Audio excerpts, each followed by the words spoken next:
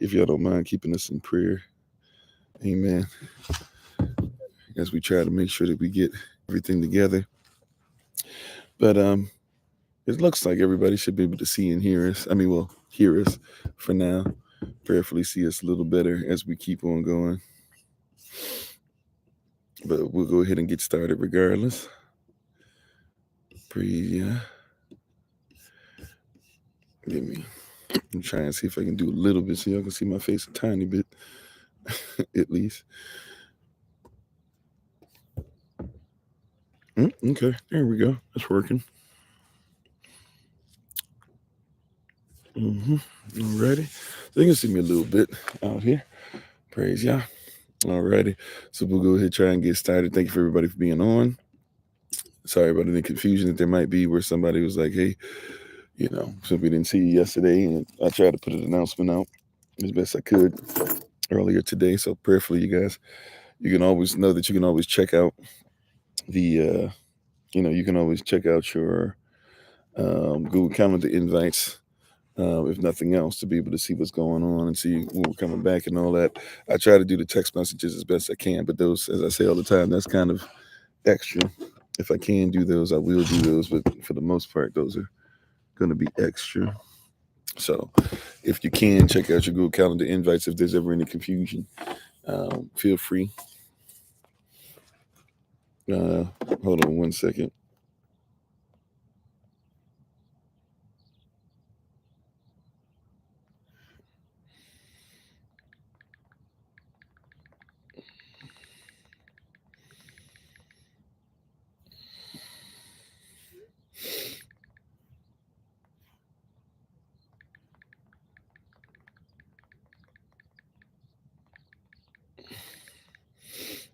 Making sure that the persons that our staff knows that we're on too. So if anybody asks, they can go to them. Excuse me.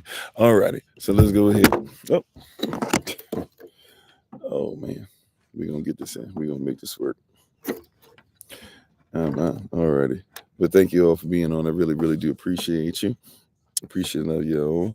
Hopefully all is well with you. Let's go ahead and get started. And we'll jump right in. It is Q&A session today, so I will start. That's what we're doing today. So if you have questions, comments, concerns that you'd like us to go over, we will do our best to go over them. Am I? Alrighty. Let's see. All right. Here we go. May the words of my mouth and the meditation of mine heart be acceptable in Yahweh's sight. He is our strength and our redeemer, and it is in his name, which is his authority, that we pray, praise, proclaim, project, and protect today's message. Aman. Hola, mi nombre es Kofi. ¿Cómo está? Bonjour, je m'appelle Kofi. Ça va? Ni hao, namaste. Osayana Kituya, Ohio. I see you. Minut, Wagwan, Kimsamida, Aloha, Ciao, Ensemble, Habarigani, Akwaba, Mataase, Itise, Jambo, Bibi de Kofi, the Frank Kukatana the Wewe, Boker Tov, Grand Risings, greetings, Bakwarta, Parakalat Samikhava, Naik Kofi, Khilata Servants of Christ, Mashalom. Hello, everybody. I am Pastor Kofi, Pastor Servant of Christ, where we are always changing lives one mind at a time, being a voice of the voiceless and speaking the unspoken. Thank you for joining us again. I hope and pray that everybody can hear and see us. I'll be kind of going in and out depending on what I'm reading at the time. The light will go away and come back. So just give me a couple seconds when the light goes out. I haven't gone anywhere. It's not a signal issue, at least so far. Praise Yah. Aman. Yah is in the midst, because this was a one signal area no matter where I went. And then all of a sudden it was time to start. And now we went from 1 to 2 and then quickly to 3. So we praise Yah, who is really the king of the Malachi of the airwaves, so to speak, right? Chasatan is the prince of the air, but that doesn't have anything to do with the king. Praise Yah. But we thank everybody for being on. How's everyone doing? How you doing, Sister Kimberly, Sister Beck, Minister Tracy, Sister Dawn, Sister Knight? Yeah, feeling better. Thank you for everybody who reached out, by the way. I was knocked out yesterday. I'm not going to hold you. So I will be responding to everybody a day late, but I was knocked out. But thankfully, all is well. We're back on. How you doing, Sister Monica? How you doing, Elder Select Tamara?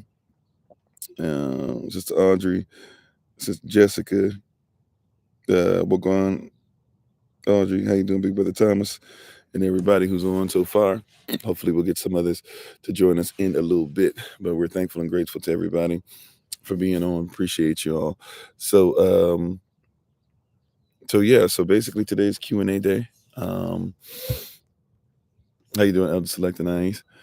And thank you for holding down the fort yesterday. I apologize for not being able to get on with you guys. But yeah, so today is Q&A. How you doing, Sister Deborah? And Q&A, you guys usually run the show. Now I have a few questions that were already asked in advance. One of which I'm going to try and see if I can get information while we're on, to be honest, because I didn't really have time to research and I don't know much about it, but I will do my best with one of them.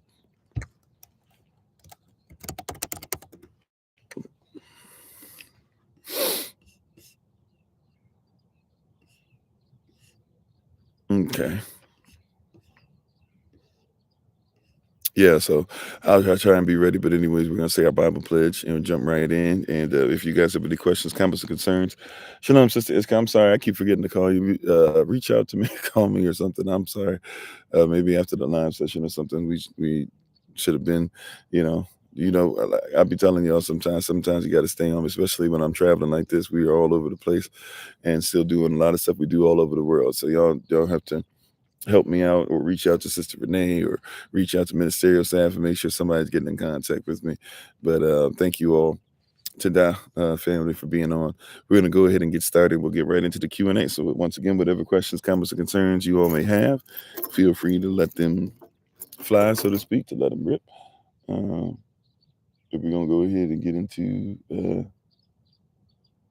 today's message. Praise God. So we'll get ready to say our Bible pledge. You can just repeat after me. This is my Bible. This is my sword. In this will I trust. For Yahshua is Lord. No sword of God shall ever be heard. For this is my Bible. And this is Yah's word. Atzam Yehavach. Aman. Mr. Yehavah Shem. His name is authority. Amen. All righty. So once again, it's Q&A day today. You can feel free to ask whatever questions, comments, or concerns, or put them out there in the chat. We will do our best to get to them ASAP. Prayerfully, all is well with everyone. And thank you guys for being on with us one more again. So a couple questions. How you doing, Brother Rodney? A couple questions that were already submitted, if you will. How you doing, Sister Carla? A few questions that were already submitted. I'll go through those first. So one of the questions regarding husbands and wives, or kings and queens, right? Because in the culture of what the word king and queen mean, whether you're talking about Scottish, whether you're talking about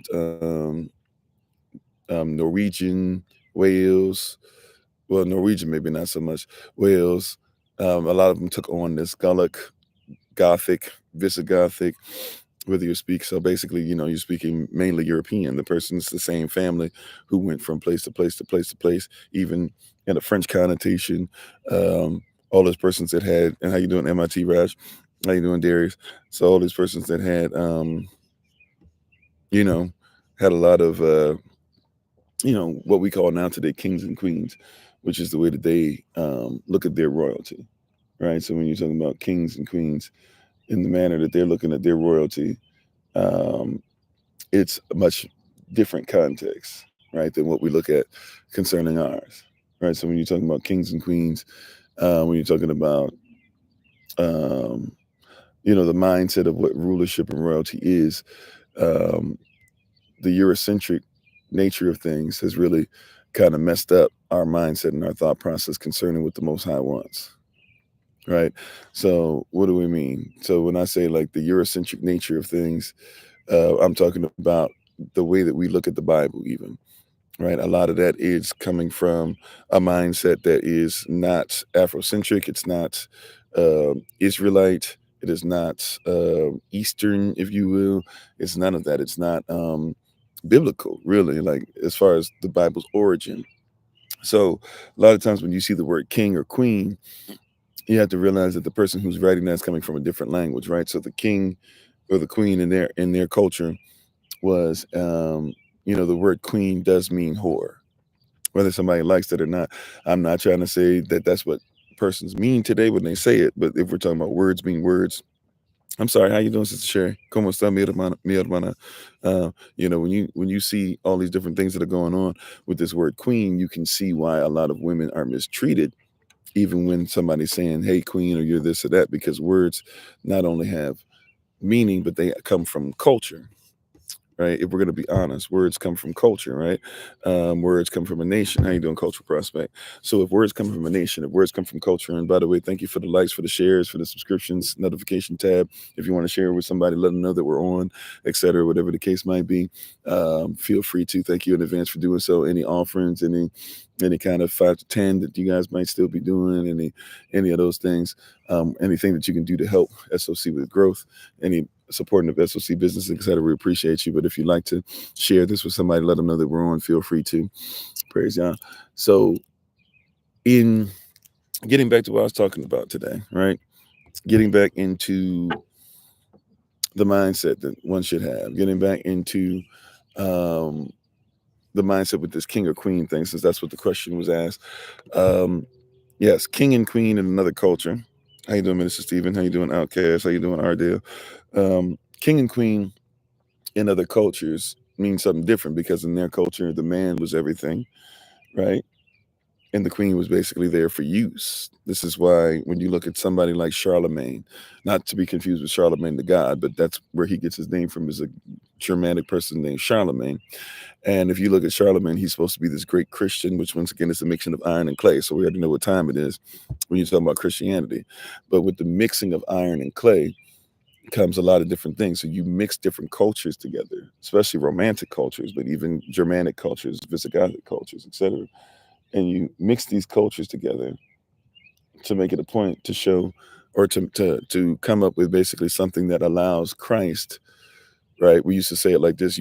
A lot of persons who are Christians, or even not even, they like to sprinkle some Jesus on it. They take a little bit of this Germanic, Visigothic, Christian, Eurocentric, romantic, Greco-Roman, etc. Form, right? Who has a form of Elohim but denies the power thereof, and this thing that's a half man, half Zeus concoction. They take that and then they say, okay, he said one thing, so we're going to say that one thing and then mix in what we want, and then say that it's about Christ, right? And we who are servants of Christ, we should make sure that we speak against that. Right, how you doing, Just Josh? And thank y'all for the love. How you doing, Araya? Right, glad to be back on. Excuse me for yesterday. If you didn't get the memo, I was sick. So still am a little bit, but I'm much better. Probably just needed more rest than anything else, and was dehydrated a bit. But y'all keep us in prayer on these travels. We'll be on the road probably until pretty close to until May 22nd when we see everybody. But keep us in prayer. Right. But they take these things culturally. And so what happens is you've learned words and you identify more with the words. Right. Yeah, they corrupted our history, or even really our story, right? Because his story is different than our story, right? So what you grew up with were, just, concocted, distorted, really wicked versions of the truth. Right. And they're not who you are. They're not what the truth is. They don't represent the true nature and true value of what Yahweh wants you to be. So you grew up in a society that was, for most of us speaking, I don't even care if you're black or white. This is the here. You grew up in a society that was very highly conformed to the mindset of oppressors who are into white supremacy of some kind. I don't care if you're from Ghana. You still try to be very English, right? Even though you have your own culture, stuff like that, you still look up to a white Jesus more so than you look up to a true Yehashua. How you doing, double OG, triple OG? Right. And yeah, kind of, you can't beat them, join them. But it's not even that. It's like a lot of persons didn't know that you could beat them, or let alone you should beat them, let alone you're not them. Right. So a lot of persons kind of grew up with that. If you're in the South, you guys actually, especially you're talking about going towards more Georgia, the Carolinas and stuff like that, you all actually speak English better than everybody else in America, believe it or not. You speak it more slowly, but if you were to speed it up, you sound like you're from Mario, England, you know. you were raised with certain sensibilities, including the word. You were raised that if somebody didn't look a certain way, they couldn't preach. So you were raised to think that somebody means that collar, right? That reverse collar. And you were raised to think that somebody has to have a suit and tie, as if that's how the Bible ever said you were supposed to dress. You were raised to think that women shouldn't wear men's attire, right? But we're not realizing that women can wear pants because even men back in biblical times didn't wear pants. So we're talking about men's attire. There's women's pants, there's men's pants, because that comes out of a different culture. That's not even what the Bible is saying, right? Or TV even raises, right? Like how many of us were raised off of, depending on your generation, how many, and even, I'm talking about 20s, 30s, 40s, you still being raised, you still growing, right? So, but many persons were raised off of Will Smith. And that's why Will Smith, this whole thing that now has happened with him the last, really 10 years or so, but, especially since the slap heard around the world, everybody and their mama is confused and confounded about Will Smith. That's because you were raised on it. You thought that the guy was going to be great. Or, a lot of persons were raised on Bill Cosby and stuff. And by the way, the Cosby Show wasn't necessarily the worst thing to be raised on, even if Cosby was doing whatever. I'm going to say, allegedly, because he never was found guilty of the stuff that everybody thinks that he was put in. He wasn't put in jail for, what they said did against women. That being said, I wasn't there, so I'm not going to say yes or no to guilt. I'm just saying we were raised off a lot of stuff. A lot of persons were raised off of, Rick James and Tina Marie. Right. And then trying to figure out how to make relationships work like that. We gave Tina Marie a pass and we let her do blah, blah, and this and then say blah, blah. And then we'll get mad when persons do the same thing today with an Adele or somebody like that, who really ain't there for you either, but it'll use you to get started and then, sells the music to the majority that's buying it. But I say all that to say, when we get back to this king-queen conversation. How you doing, babe? My wife is on, Deanna Bahama. As always, check her out on TikTok, YouTube, her website, and Pinterest at Bloom and Flourish, not A&D, the letter N, Bloom and Flourish. She is a healer, herbalist, chemist, and biologist by degree. Love you, babe. How you doing? Into the deep. All right, everybody who's coming on, if I miss you, please forgive me. Kellogg's cornflakes. Yeah, right. Even Kellogg's cornflakes, as far as what the cornflake being there to deaden sexual desires down, or even the graham cracker, because Kellogg was influenced heavily by whatever the guy's name is, Graham. Not the one who made the phones, but the guy Graham who made the graham cracker. The graham cracker didn't used to have any sugar or anything on it. It used to be very plain. And if you look up persons from Amelia Earhart to Thomas Edison to Amelia Earhart, Thomas Edison, what's his name? The other person, I see his face, Henry Ford. They actually subscribe to that stuff. Right. So even the way that you think of in sex or different things that you're eating today or whatever, right, it's highly influenced by another culture. And we're not aware of this. How you doing, Sister Shima? Right. And we're not aware of this. Right. And so since we're not aware of this, we come up with a lot of different thought processes on what is this, what is that, what is a husband, what is a wife, what is a king, what is a queen. But in their culture, a king was supposed to rule over, right, the nation. And then a queen was considered to be, by their definition, not by what I'm saying you are, but a queen was designed to be was supposed to be a whore. That's why Charlemagne, getting back to him, that's why Charlemagne literally, that's why Charlemagne literally, you have to look at him. He literally had 4 wives officially, and had a whole bunch of women walking around. He's supposed to be the Christian king, but that's what they thought. Once again, you're mixing iron with clay. So the Germanic values mixing with the romantic values, mixing with your biblical values, get you this place where they say, okay, long live the king, right? Maybe even long live the queen, but the queen is only supposed to live for her husband's usage. So this is one of the reasons why we don't use king and queen. Now, as far as what we would use as far as our culture, there is malachi, which is what we would say for the male ruler, and malakachi, which we would say for the female ruler. Now, for the male ruler, malachi, right? You're dealing with basically the one who out of the womb, right? Is in training to become a shepherd and becomes a shepherd, and he does so through the wisdom of Yah. Malachi. Now, if you're talking about Malakache, which is the female ruler, then that would be one who's everything I just said is the same. However, she's looked at as being in the hands of her husband or even in the hands of the Most High as his daughter. So that means that she gets extra protection. And that also means that the two work together as one. Basically, the two have the same meaning, except for the ka added in there is kav or kaf. That literally means that she's protected. She's in the hands. And I've said this before, if I do any weddings, if I do any marriages, I usually would say, I'll usually take, when we get ready to say that, get ready to go, or I guess when we get past the vows, and then we get ready to present everybody, I do a little thing where I'll put my hand on the bottom, one of my hands, and I should say that that's Elacham, right? That represents Elacham.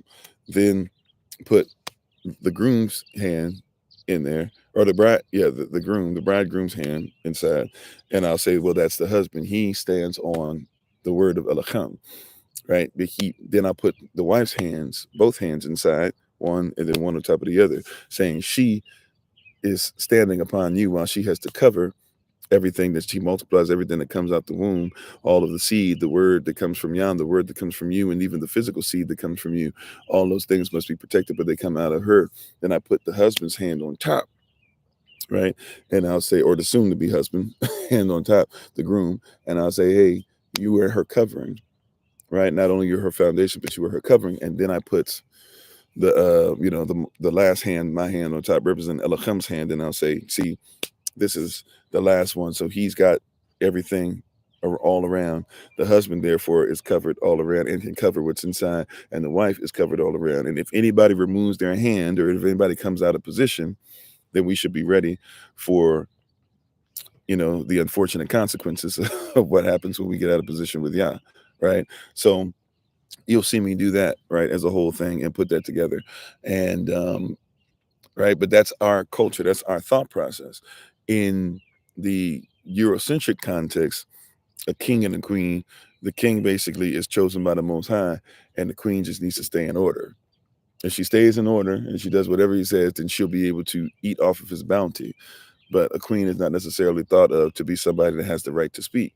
Even if you're talking about Africa, we have women that sat upon the golden stool, right? And one that we know is Queen Nzinga. She is referred to eventually as queen because that's what European persons referred to her as, but she wouldn't have been that. She would have been a chieftain. If you recall, her father was a chieftain, and he wanted her to be a chieftain, but in his nation, they did have a thing where the son was supposed to take over, but he was always like talking to her, preparing for her, and he even told her, even though your brother will be on the throne, be ready to take care of him. And even though her brother tried to take her out, she still tried to take care of him for a little bit until finally, like, he had literally done some really crazy stuff, including offing her offspring and stuff like that, and making it to where her and her sister couldn't have children and blah, blah. So eventually she did take her vengeance out on him, right? Which we're not with, but at the end of the day, like, it is what it is. It happened. But I'm saying all that to say, she wasn't even considered to be a queen. She was considered to be a chieftain. When she finally took over, she was chieftain.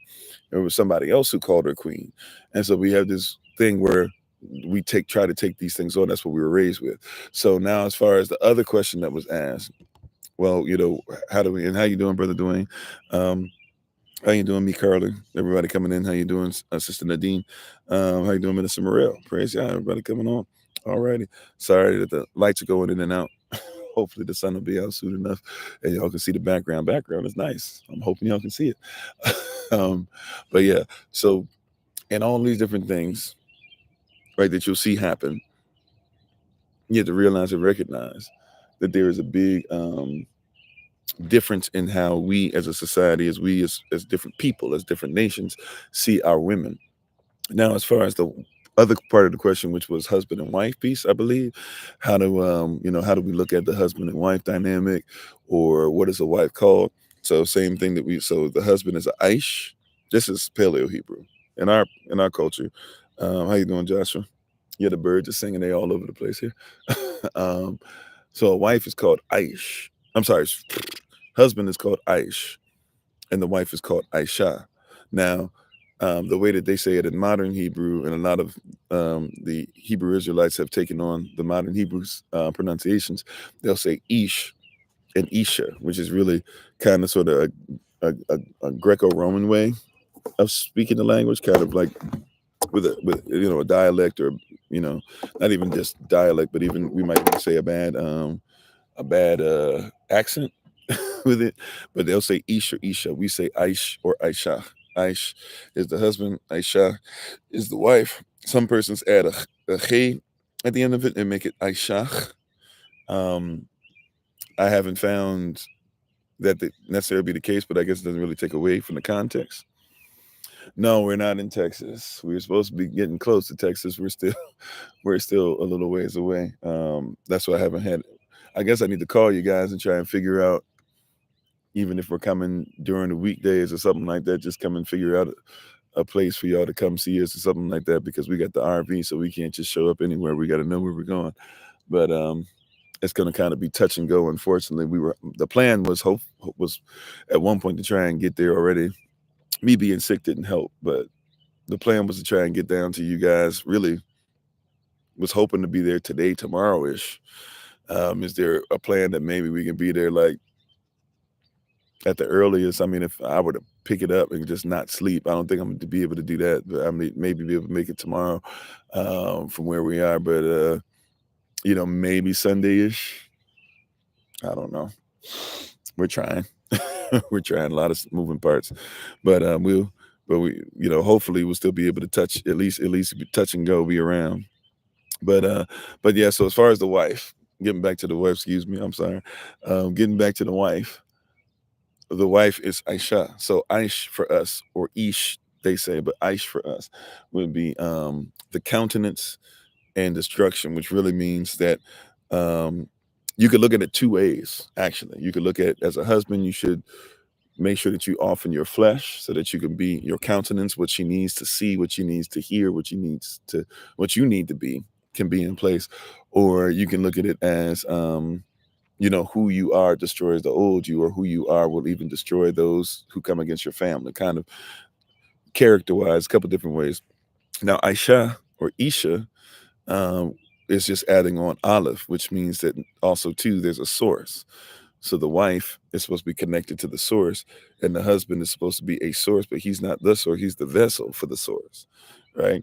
So you could look at it as, when she's in place, the same thing that we just said about the husband, but also too, she's supposed to be protected by a source, right? If she's protected by that source, she helps you to be what you're supposed to be, but she still has to have her position protected. It's kind of like if you guys have ever seen, the president of any company, of any corporation, you have a president, but then you have like a vice president, right? But then you might have like a president in charge of cooking and cleaning or whatever. You might have a president in charge of, I'm just making up stuff. You have a president in charge of parties. You have a president in charge of whatever, right? This is stuff. Matter of fact, I'm not even that off. There are corporations and there are even churches that run stuff like that. That's the president of the fish fry. That's the president of blah, right? Or some people even say the pastor is the president of everything, and then everybody else is the next one up, whatever, right? But that's kind of like, like I say all that to say, the vice president, really, a lot of persons will say has no power, but the vice president has power, but it's connected to what their relationship is to the presidency. Or let's do cabinets, like let's even do the cabinet, or even some of these secretaries who are also part on the list, right? So you have Secretary of Defense. Secretary of Defense is almost as important, if not more so at times, than the president themselves, but they are still within the protection of the president, right? How you doing, Sister Michelle? Praise God, right? So that extra, when you see extra, right, when it's the president, that's the president, right? We don't have to say, well, it's the president, that's who it is. But then the vice president is protected within the president. But that means now that as the vice president's protected within the president, they can actually sit in a position, right, in the Senate, and if necessary, even give a vote to be able to make sure that they break a tie. But they have to have their position protected so that they can then start doing the will of the person that's the actual president, right? But both have to work together in tandem. Neither one can really work without the other, but all we do is give credit to the president. Even some of you would say, if it wasn't for, now I'm not into voting, I don't know how true this is, it seems like it's maybe, there's some truth to it, I guess. But like I said, I'm not into politics enough to know. But there's persons that'll say, hey, if it wasn't for Kamala Harris, then um, you don't get a Joe Biden being president. Maybe that's true. Maybe it's not. But the vice president is very important because the vice president is the next one up. And also, too, the vice president can get you votes sometimes that somebody else can, or take some away, like Sarah Palin did for John McCain, right? So there's, hey, how you doing, Sister Tia? So there's a lot of stuff that we could easily see in this and glean from this. And how you doing, DMZ? And see, but I say all that to say, that a lot of persons kind of disrespect the persons in the cabinet. Everybody's always talking about Trump, but Trump has several persons in the cabinet. Trump's not running everything, right? And so Trump, as much as however you feel about Trump, I'm not worried about that. I'm just trying to give you an explanation. Trump, it cannot run everything, right? So Trump gives direction and instruction, and he also is supposed to receive direction and instruction from them. They work together and they make moves, and Trump says, okay, cool, I'm in agreement with you. Trump's point from the purpose from that point on is to protect the person who's going to go and do the will that they agreed on. His position is to protect that person, right? That's what it's supposed to be. So when you guys go, oh man, Donald Trump's just supporting whatever someone says, yeah, they're in his cabinet, right?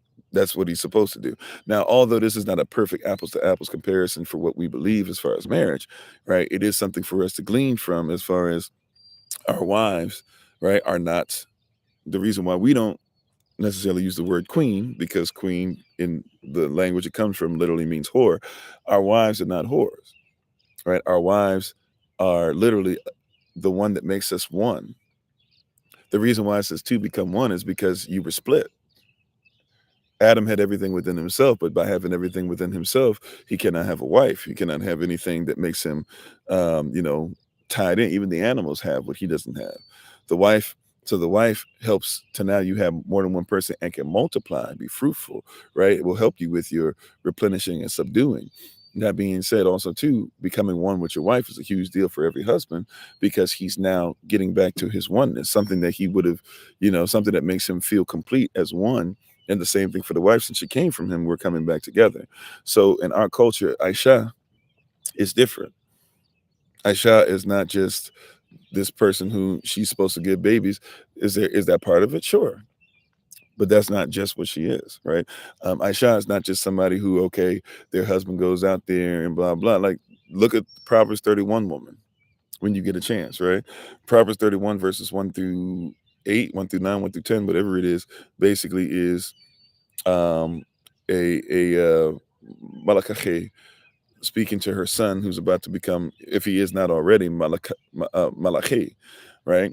And so Malakache, the female royalty, is talking to her son, the male royalty, Malachi, and telling him the importance of needing somebody who will help you with your throne, the importance of needing somebody who won't mess you up, the importance of having somebody that you can give them your vision and trust them, and they won't come back and use it against you.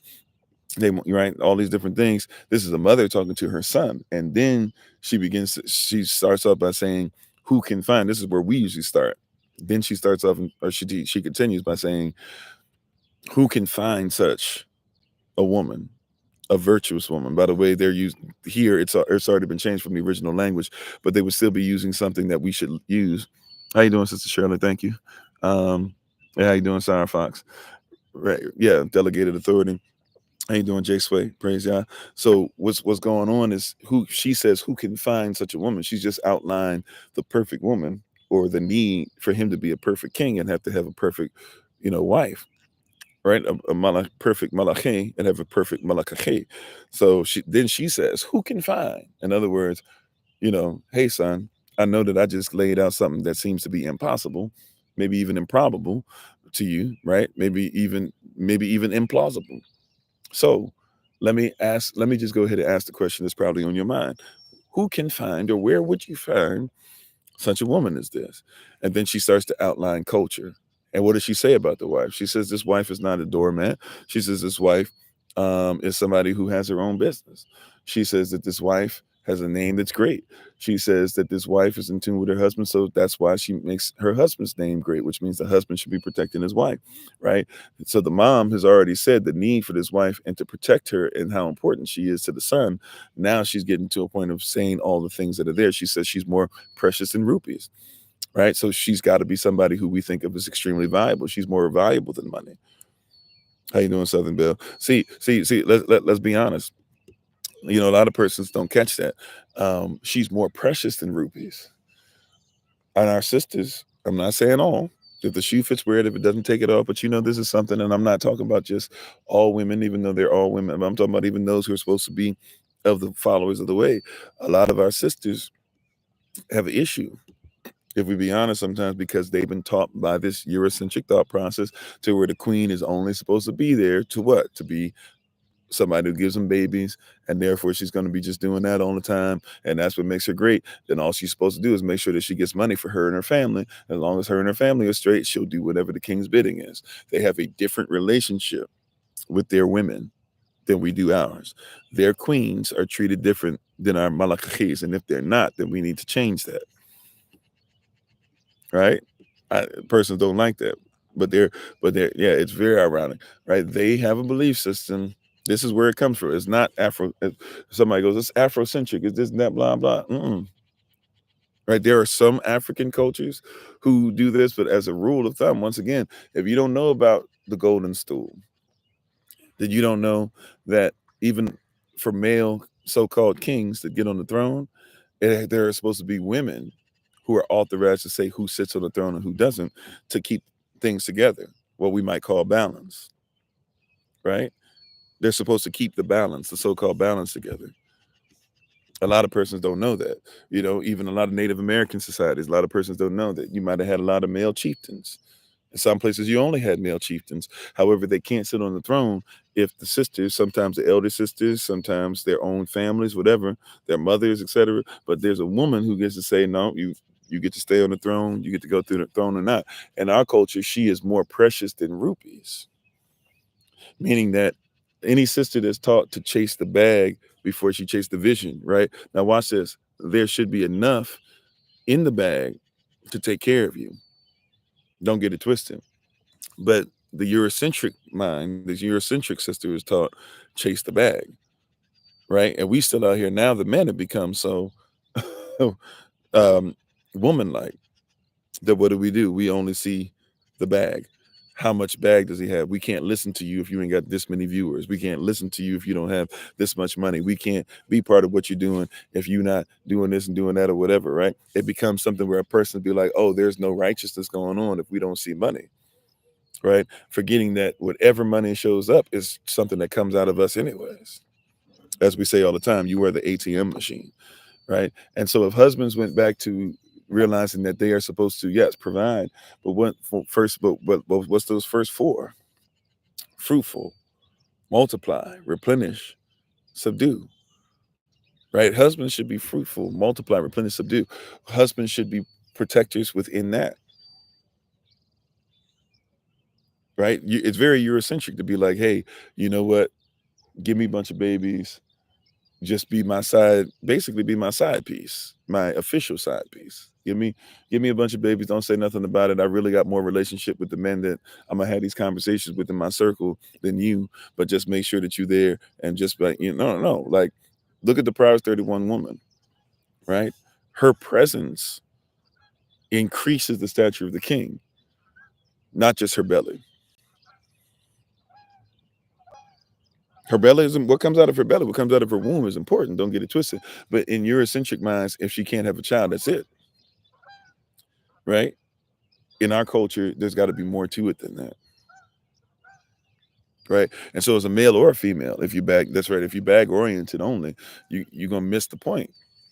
Because we're supposed to have something deeper. And if we do what's righteous, Yah provides all our needs according to his riches and glory, not all your wants, right? Because what you want will become what Yah needs. And if it's what Yah needs, it's what he needs for you. And if it's what he needs for you, then it's what you need for him. And you'll need to give it back to him. And he'll need to give you more back. And you'll need to give him more back. And he'll need to give you more back. It's a different mentality than, hey, you know what? How many did you stream today? Aman, yeah, that's right. In the Benin Kingdom, yep. And we are the ATM machines. We are the ATM machines. So we are the tree. Every tree has fruit and has seed. And we've forgotten the people, the seed, the fruit, the fruit. That's where your legacy lies. If you're looking for 500,000 persons to watch you, and then you pass away, and you still don't have anything for your children, the numbers can be manipulated, of course. But you see what I'm saying? Like, and that's something I've even noticed on us. Even when they like continue to press the numbers down and all that stuff, our numbers have actually increased. Even with some of the stuff where persons have left recently, our numbers have increased, believe it or not.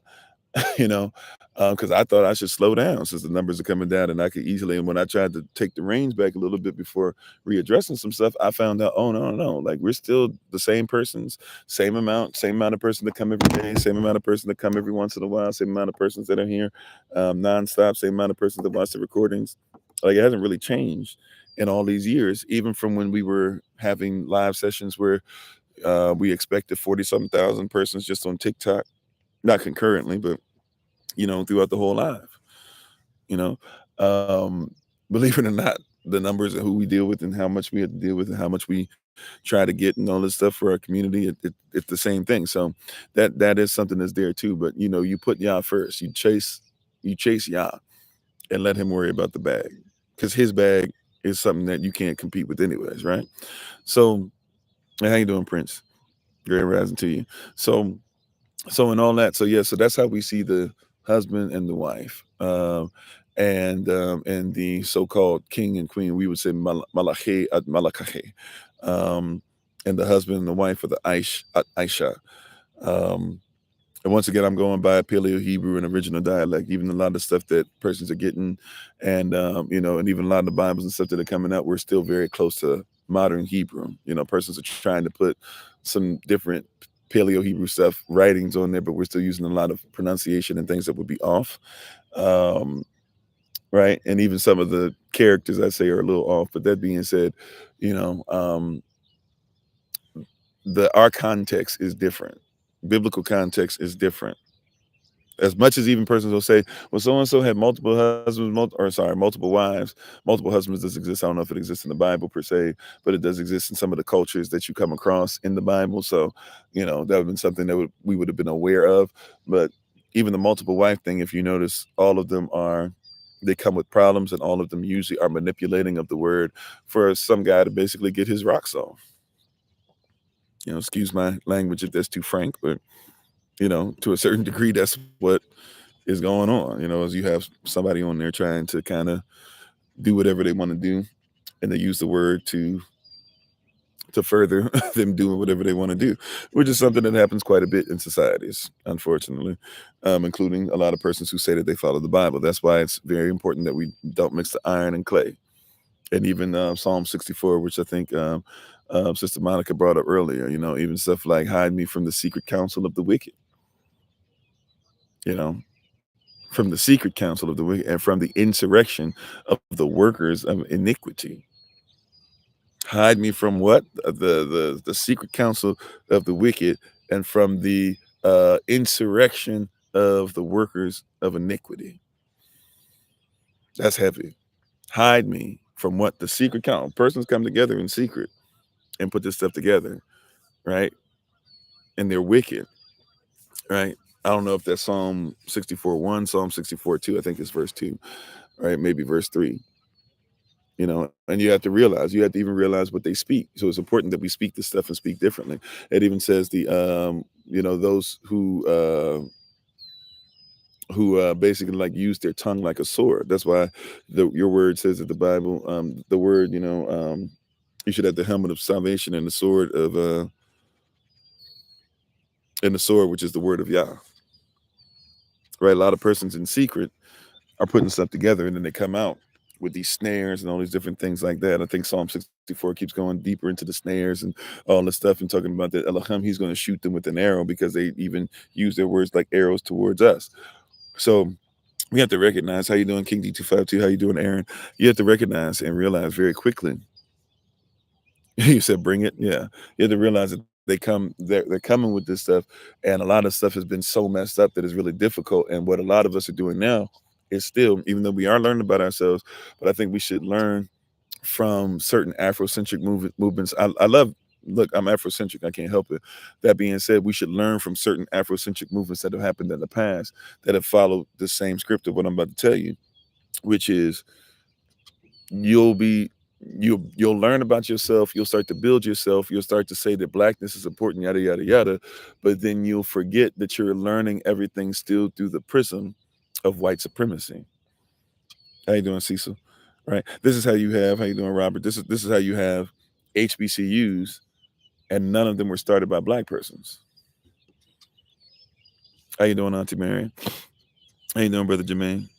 Secret societies, and they also look like us. That's true, right? Those I'm forgetting what it is, Sister Michelle. What you call them? What you call them? Forgive me. What do you call them? What do you call them? The boule. In regards to others, right? Sometimes we just call them straight sellouts. I don't know if I'm allowed to say this word. It is what it is. Sometimes they call coons. Sometimes they call this, that, whatever. But a lot of us, we don't recognize a lot of this stuff that's happening because we were raised a certain way. We were raised by a certain mindset. We were raised with a certain thought process, right? And so, yeah, the so-called Black Illuminati, which basically are working for the same people. So it's the same. It's the same. The Black Illuminati is basically the same as the white Illuminati. As a matter of fact, they work for the white Illuminati because the persons at top are the whites. If we're using those social constructs, colonial constructs, but it's important that we start to gather these things from within our own culture, because a lot of us keep trying to go outside of it to try and then say, okay, this. So, and even to put it like this, how you doing, Unique? Minister Malcolm X would have told you this. I mean, even though they're kind of sort of on different sides of the aisle, even nowadays, Farrakhan would tell you this. Matter of fact, I know I've heard him preach this as well. That if you want somebody to believe them in our community, in our diaspora, a lot of persons. Hey, how you doing, MIT Akita? Praise y'all. Hopefully all is well with you. Been praying for you. Hopefully be able to talk to you before Monday and continue these assignments. We're gonna be meeting every Monday now to make sure we get y'all ready. Yeah. So what was I looking for? What was I saying? Oh yeah, many of us, not just NOI. I know I just mentioned NOI personnel, right? But many of us, if we be honest, we know that if we want you to believe something, we usually have to find somebody who does not look like us in order to get you to agree. And that's it is what it is. Call it sad or call it like many a time, for me to get you to agree with what I'm saying, even though it's not something that somebody who's Eurocentric started, I'm going to have to find a very Eurocentric place, right, to come from, to at least get you to say, all right, I'll listen. I'm with you. I'll give you the benefit of the doubt. It's sad, but it's true. It is what it is, right? It's ironic, but it's true. It's because of how we've been raised up, though, how we've been trained up. Remember, we started there. Train up a child in the way that they should go. Well, when you train up a child in the way that they shouldn't go, they still be dealing with some of the foolishness, right? We don't, right? So a lot of, just being honest, I usually have to come from a place of being like, hey, let me find. Forgive me, y'all know my heart on this. Hopefully y'all don't want to try to do the whole reverse race and whatever. I'm gonna just speak truth. So usually with me, what I have to do is I have to think to myself, and part of what I'm saying, what white man, because even the white women don't get play either, right? So I have to say to myself, what white man has written this down somewhere, and how many of them can I find to where at least they'll get the point that white people said it. I'm not, once again, the shoe fits weird if it doesn't take it off. I'm not saying any specific person. I'm just telling you the way that I teach, especially if I go outside of SOC. I have to make it a point in my study a lot of times because of programming. Yeah, I'm on. How you doing, Mama Rose? And how you doing, Bruder Charlie? For real. A lot of times I have to go coming from a mindset of saying, can I find enough white people that will verify this? Or if I can't find the ones, can I at least get something that they think is verifiable? Right. Can I go to another person's this and that? Now, as we've grown, I've been able to do a lot less of that, but it is something that I have to think about because I know a lot of times when somebody says that sounds off, usually they mean that sounds black. And if somebody says that sounds smart, a lot of times people mean that sounds white. That's just the way it is, real talk. So, I have to be aware of that. And unfortunately, like, it is what it is. So when I say certain things, it used to be, especially when I was doing the activism thing, you know, a lot of the audience was white, a lot more than nowadays. Now it's flip, and usually that's where your numbers, unfortunately, do a lot of this stuff come from, is that white people get on board first. Even with SOC University and stuff, it used to be, even though it wasn't tailored as spiritually as what we have it tailored today, it was more in the activism front. But that being said, it was white persons who came and were like, oh yeah, this is blah blah, I'll learn and this and that, and then other person saw it as that went down, and so did the numbers. And I'm not trying to say anything, I'm just trying to tell you, like, this is stuff that I've realized. You get in this long enough and you start to realize it's a thing. So part of what's going on, even with the husband wife thing, the king queen thing, the malachi thing, et cetera, is our prism is so anti-black that it's going to take a minute for its things to set in. Yeah, it's hard to face, but it's true, right? And I hope nobody takes. I hope you find what I'm about to say encouraging. It's going to be a weird way of encouraging, but just if you stick with me just for a second, what I'm about to say, even, beloved, when persons say that you are, in fact, an Uncle Tom or a Sambo or I don't know, whatever, some kind of way, boule, you betray your race, whatever it is, all these different things that are there. I'm being honest with you, right?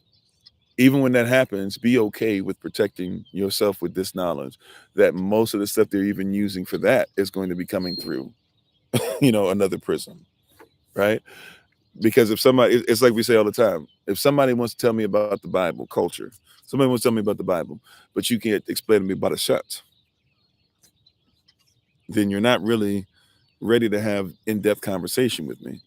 And I have to be okay with that, because what that's telling me, what that's showing me, what that's teaching me.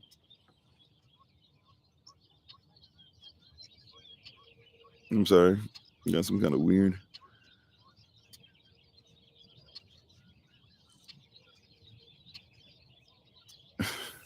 Oh wow, they came up with some new thing to. Sorry, y'all. They came up with some new thing to verify that I'm a human being, but it's extremely difficult. I hope everybody on the live sessions, if you do a live sessions on TikTok, I hope you could solve the puzzles. They out here making sure it's real hard. Hey, how you doing, brother Jacob? Yeah, yeah. So, anyways, how you doing, Shoe Queen? Yeah, but it's you know about it from the live sessions. Yeah, it's crazy work. I was like, oh, I don't know if I'm gonna be able to solve this. They gonna cut me out because they're saying I'm not a robot, but robots might be the only ones to solve some of these puzzles. Anyways, but yeah, so that in of itself is difficult. How you doing, Jennifer? It's difficult, if I just be honest, because a lot of times when you're getting the HBCU argument, that's you didn't start HBCUs. It's like when somebody says, somebody be like, oh yeah, the HBCUs and blah blah, and we got to support HBCUs. We're not created for us. They were not created by us, and that's why they are very biased. You catch that? The HBCU was not created for us. It was not created by us, and that's why they're still very biased. Right? They were not created. The HBCU, the lie that's told is that the HBCU was created for you, and it's a lie. Right? So that's the lie that's told us, that the HBCU was created for you. We know it wasn't. So a lot of the stuff that the lie that's told. So watch this. If somebody goes to Howard Divinity, been there, didn't officially go to Howard, but I did take. I guess you can say I took classes at Howard, right? I didn't go there to get a 4-year degree, right? But I mean, lived there a lot, lived around there a lot, was homeless around there a lot, to be honest, but had connections in the churches that I was with, the assemblies I was part of, and was allowed to be able to be taught by some of the great minds over there and all that stuff. And I'm not saying that there's nothing I got out of it. For sure, there's a lot of stuff that I learned. right? But let's just keep it a buck. You go over there, you better be ready to act very Eurocentric, because that's what's considered to be smart. If I were to give a sermon over there, I better be extremely intelligent, all right, and intelligible concerning the various words and even variations of homiletics, apologetics, and hermeneutics that one uses to be able to convey the thought, because that is what allows somebody to say he has been schooled. It's very rough. Just being honest, it's very rough. Like, it's a place to where you're supposed to go there, but you're supposed to go there so that black children can get the same education as white children. See, what used to happen in our communities, I didn't say just in our schools, because your community should be greater than your school. And the stuff that you talk about, Sunday school, stuff like that, persons don't know. You need to read up on who's the one who wrote Dr. Carter G. Woodson. You need to read up not just only on the book everybody knows about. You need to read up his books like on the black church, the history of the black church, the history of black men, the history of black women, etc. You'll discover that back then the school was part of the community. So Sunday school was something that, sure, you did some stuff on Sunday spiritually, but you went back to that school every day for education, right? And the church was the hub.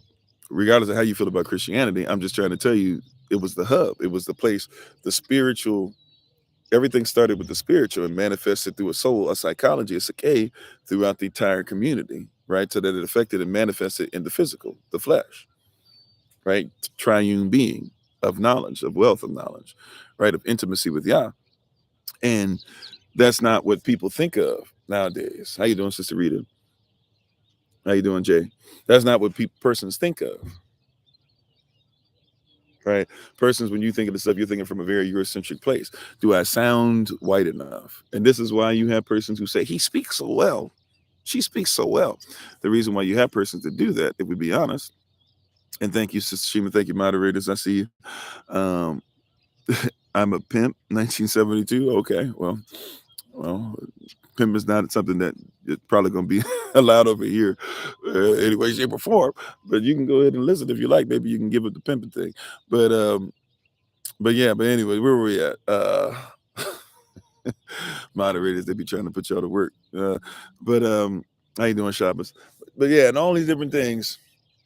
Where was I at? Where is I coming in? Yeah, so it's not ours. You're taught as if the stuff is there. Yeah, even code switching. Code switching is your ability to sound Eurocentric and then go back to sounding like yourself. That's what code switching is. Matter of fact, your names, a lot of your names, not all of them, but many of your names that you were given, especially you be 40 something plus years older, 50, 60 years for sure older. And it's still done a lot, right? But your names that you're given are usually going to be very Eurocentric sounding names. Your parents, a lot of times, named you because they wanted you to be able to get a job.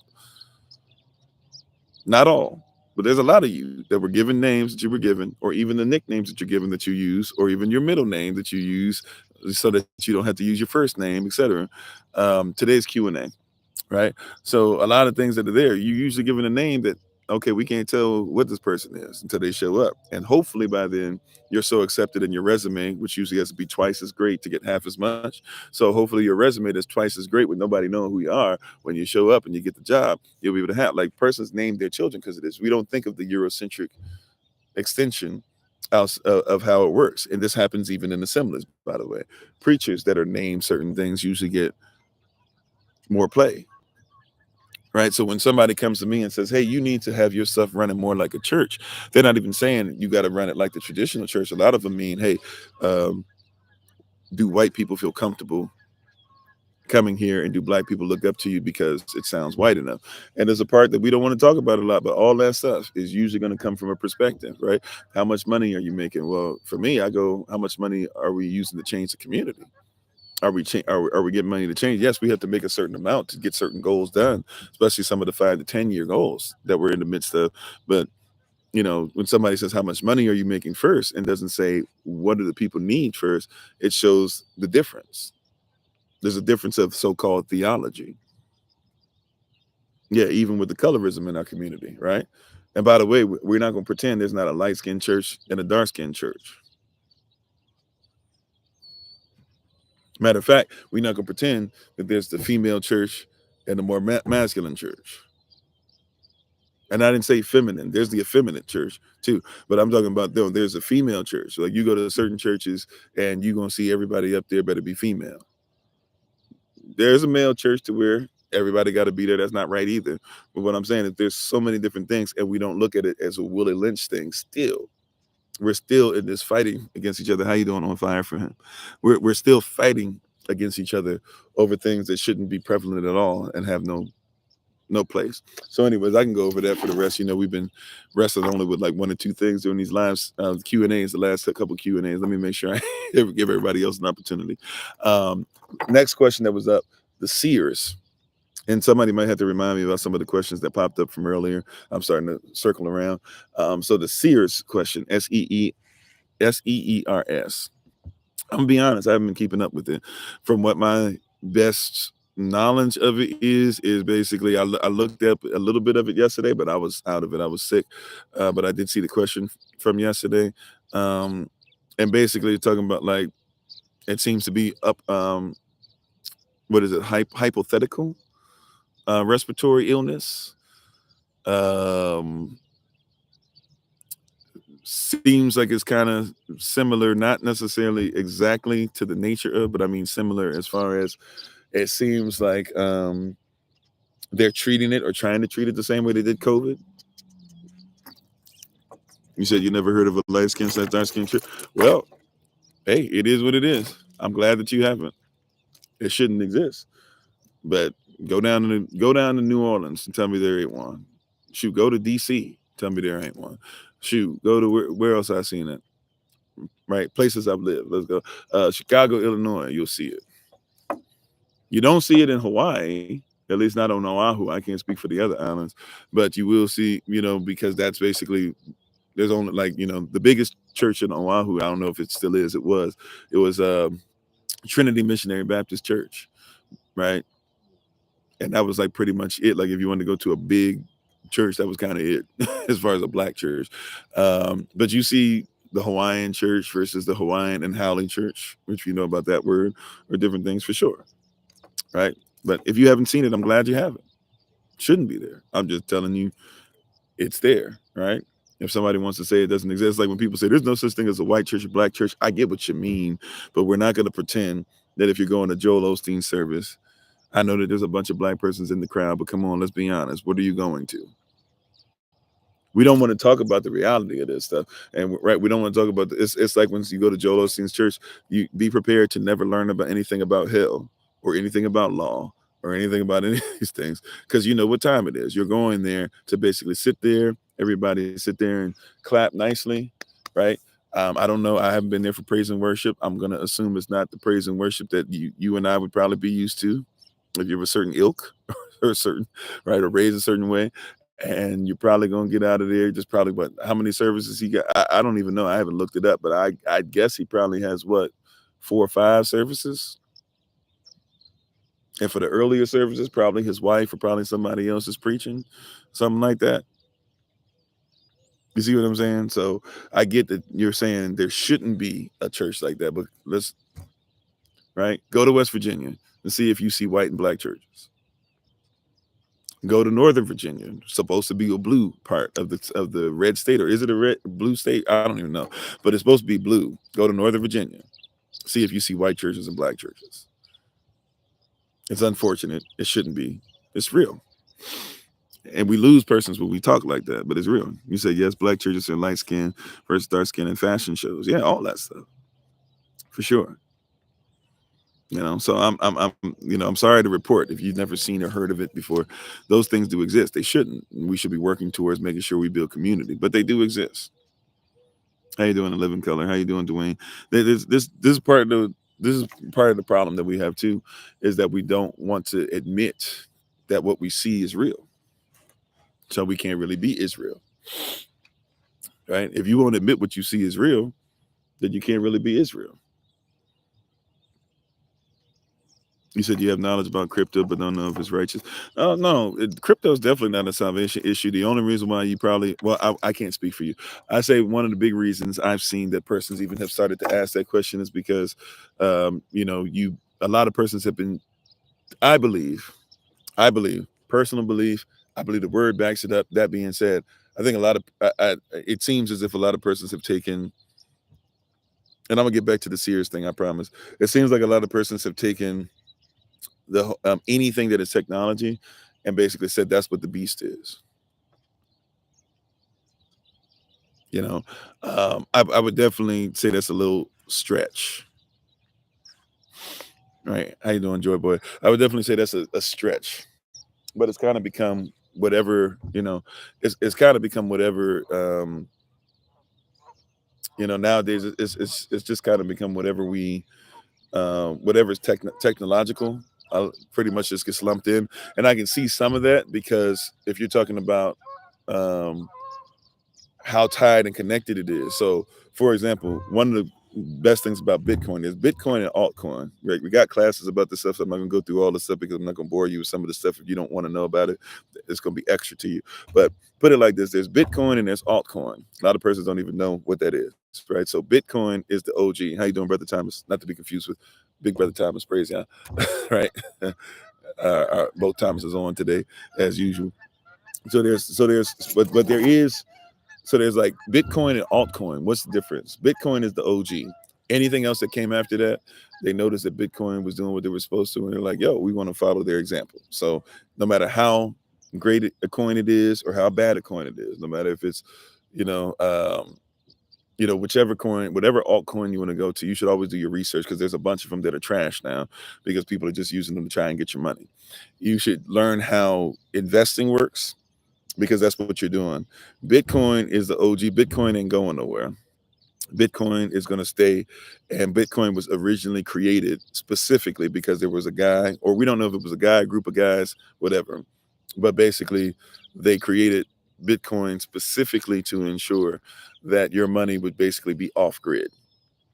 And everybody said it was such a whack idea that it was like 0.0000000 something 1%. um, and what it was worth. So if you got a bunch of it and then watched it grow, you already become rich beyond what you could ever think. And a lot of persons that invested in it usually were rich folk who were like, hey, sometimes you have to take a leap of faith, right? But what happened is that grew. So now there's other altcoins that are very similar to Bitcoin. There's other altcoins that are not so much, right? Um, I'm about to say it wrong. Ethereum? No, it's one that I use a lot. I don't know why I'm having a mindset thing. I don't know. My wife is on. She could probably tell you what it is. I'm saying it completely wrong. Not Ethereum. Um, you're a blockchain architect and developer. Great. Um, Ethereum. Yeah, I'm saying Ethereum. Ethereum. Sorry. Ethereum is one of those that is very well made after Bitcoin, and it's probably going to, or at least at one point, I had to double check what I'm about to say now. At one point, it was growing the fastest, including in Bitcoin, because Bitcoin can't necessarily grow the fastest anymore because of how much it's worth now. So you're not getting growth from like 0.0000 whatever anymore, all the way up to $1, which is crazy growth, right? You're now going to get like it doubles maybe, or you get 1.5 times. But basically you want to check for that. But as far as the goal for Bitcoin and then the goal for a lot of altcoins, not matter of fact, I guess nowadays I have to say more than half of them are probably trash. Just probably ways people are trying to get you to invest in something. That's why even like when I've talked about creating SOC bit or SOC coin of some kind, we have to be very careful with how we do it, because what happens with a lot of celebrities, they've actually on purpose, or sometimes not even knowing that somebody else got them into something, but they'll lend their name to something and then they make a coin of it. And then what everybody does is they push it up in value like weeks before. Oh man, this coin gonna hit. Then they open it up. Everybody buys the coin. When the coin gets up high, then everybody sells their stock in it, or sells the coin to somebody else. And then basically after that, you just see it come down. right? Oh, it auto-corrected. Yeah. So yeah, so those just some of the things. So I wouldn't say just outright, right? A lot of persons once again just go if it's electronic in any way, shape, or form, which is wild while we're using the electronics. But basically they try to say the electronics and everything show that we're in the beast, or that the beast is, and the beast is a government. So the beast can use certain altcoins, and has its own altcoin, by the way, you know. But the beast can use certain things. Like the beast has taken a lot of stuff with, um, what was it, a couple years ago when everybody was just getting rid of um, their coins, and a lot of the great ones they were getting rid of, and come to find out, a lot of the governments, or even a lot of your stores or whatever, had actually decided to lie and say that, all these altcoins were terrible, this, that, whatever. Everybody got rid of their altcoins, and then come to find out what was going on was that all these stores and all these corporations, including the corporation United States, et cetera, they basically told you to sell everything, and then they bought up all the stuff that you sold. So then by the time some of you came back in and that stuff had gone up, it went up again, but it went down. And while it was down, they bought everything up. Now this is why you have to also be careful with the the Bitcoin and altcoin stuff that's going on too, is because there's not really a policing of it as of yet. Right? So, there's a little bit of it, but not so much. So you need to know about your security. You need to know about how secure the blockchain actually is. There's a lot of different stuff that I would tell you to go and research and get some stuff, in there. But as far as, is it bad to, if you, for me, if somebody thinks that it's bad to invest in Bitcoin, you just think it's bad to invest. Right? Now, if you have a reason why you're like, according to this statistic, blah, blah, but that's just investing. Right? Which is why our classes, that we do have a lot to talk about investing, right? Like you should study investing 15 minutes a day, right? And do the same thing with your coins, 15 minutes a day. If you're on the stock market, 15 minutes a day, like give it time. It's something that you have to develop. It's like I've been fishing out here, and as I've been fishing in this place where two rivers come together, I've been having to look up some stuff and do some things because I wasn't raised fishing. Been fishing with my son more and more throughout our life. And now this trip, we've been doing more fishing than we ever have before, and learning some things. And as you go here, you go there, what temperature is it? When are the fish up, when are the fish down? You're doing the same thing in investing. You have to make sure that you're doing the same thing. You said a coin you bought yesterday went up 200%, but you only put $2 on it. Well, at the end of the day, you doubled. Or I guess if it went up 200%, you doubled. Or if it went up 200%, actually, I'm sorry. Did more than double. Right? Oh, no problem. But getting back to the Sears thing. So the Sears thing kind of sort of, for me, speaking of the beast, it kind of goes to as far as, once again, I don't know all the ins and outs of it. I don't really care about the ins and outs of it. I know that sounds weird, but I'm one who's keep yourself as healthy as you can, regardless. Make sure that you have your stuff together. You should be eating preventatively, right, instead of eating reactively, right? So like for me, I got to a bad place, and now I'm trying to eat reactively to get myself back down. But the reality is I should have been thinking the opposite way, preventatively. I should have been thinking, I want to make sure that I prevent certain things from happening, right? And so that's why we try to teach persons the same thing. The things that they do are our sisters, when they're giving birth and stuff, and they tell them this, that, and certain eating habits they should have, and then they do certain things to their body during the process. We should have made sure we were thinking preventatively. We were just reacting. So they did a lot of stuff. So now you have a lot of sisters that still have issues because of something that should have been natural. So, our goal is to try and make sure that we are thinking proactively, preactively. So with the Sears stuff, I see them. It looks like they've tried to do a bunch of stuff with the I know this isn't Sears, but what is it? They tried to say that something broke out in Texas, right? And they said RFK, or what's his name? The guy, one of the Kennedys, whatever it was, he was going to run for president, then he didn't. Now he's on Trump's cabinet or whatever. But he apparently was it the measles or mumps or what was it that broke out down there? Y'all in Texas, y'all could let me know. What is it that they say broke out down there? Whatever they said. And the reality is, even with that, like what they're saying now, saying it's a new strain and things like that. If it's what they say it is, you should be able to eat what you ate.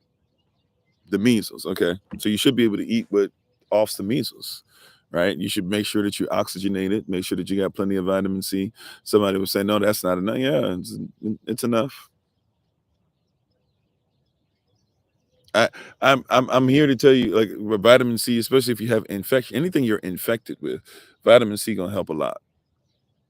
And you can take so much vitamin C that like there's no such thing as too much. You can take so much vitamin C that actually the goal is to take so much vitamin C if you're really sick, or if you're trying to prepare yourself, you're trying to cleanse, whatever, eat so much vitamin C that literally you have diarrhea, right? Which means you need to be hydrated through that process. But you eat so much vitamin C. Now, I'm not a herbalist. Warning, I'm not a doctor. I'm just giving you things that you could look up for yourself and see if what I'm saying is correct. But you have too much vitamin C, you basically end up with diarrhea, right? And when you have diarrhea, that's basically your body is, unlike what everybody see. Once again, we're going through Eurocentric prisms, where they come from because they couldn't have access to water because they literally had fecal matter in the streets and it would wash down into the sewers, and they didn't have any way of cleaning what was going into the sewers. They didn't have wells that were clean. They didn't take care of water. They didn't redistribute trash where it needed to go, right? So because of those things, they grew up in a place where water was actually an enemy. And just like for a lot of you, if you haven't noticed, right? How you doing, Afrocentric edutainment? If you have, and how you doing, Fun for Fans? If you haven't noticed, a lot of person's water still is jacked up, right? It hasn't changed, even though you have this water set. Like, how many of you are drinking water from the tap? And if you are, I'm praying for you. I don't know how much it's gonna help, but like, think about it, even still to this day, how many persons are actually still drinking water from the tap? Nobody is, because it's still jacked up. It's still polluted. It's getting worse with the pollution, even when everybody says that they're trying to clean it up. So you have to realize, like, even in your regular diet, or if you're going to be drinking this water, not only do you need to cook it, but then make your own filters with the sand and with rocks and with coal or whatever you need to do. Right? But you're still drinking water that's bad. It's a very Eurocentric way. So the way that they look at cleansing and stuff like that, even, it's a different mindset, right? But that being said, I feel like a lot of it is scare tactic stuff, because if you knew what it was to be healthy, you would just be healthy. Um, Healthier eating, healthier living, not eating as much, growing our own food. Once again, there's a brother who's part of what we're doing. I believe his brother Frank. I could be off on the name. I hope it's not. But he's been raising chickens and stuff. At least that's one place the chicken is pure. He's been raising lamb. If you eat lamb, the lamb is pure. Yeah, I don't. Yeah, washing in it even. I have issues. There's certain places that I don't. I'm gonna find a way to get clean, but I'm not gonna use certain stuff because I can tell, what's going on. You can even smell the water, that you're washing in a lot of times. So, and there's ways to get around that. There, you can put stuff in your shower head or on your shower head too to try and help with some of those things more often to make sure you're cleaning out a lot of stuff. But there's a reason why your pipes, not just your pipes that are used to get rid of number two or number one, your waste, but there's a reason why a lot of your pipes start looking the way that they look like, because your water's not clean. So for me, the whole Sears thing is, even if they push it to where it went before, and by the way, they tried to see how much they can get away with, and they saw that in certain places they'll be able to get away with a lot. It's going to be difficult if they try to do the stuff to the level they did. They're going to have to find a way, and they're not going to do it during the Trump administration, because Trump and them, I will say, probably once again have gone too far to the other side, to where there's no reason for anybody to make sure that they don't get somebody sick. I mean, there's a place in between. Just because I know that I can walk around and be healthy, it doesn't mean that I don't respect my own body enough to just be like, I'm just gonna be around everybody and anybody. Most of these cats probably have COVID or have already, got to a place where they have some sickness or flu. Because really, a lot of you I have to be careful. They'll kick me out. I have to be careful when we talk about this. They'll stop me on YouTube. That's how they could shut down our last channel. I have to be very careful. And they've been taking away a lot of our old messages too, saying that I gave misinformation. So I have to be careful. When it comes to any disease, right?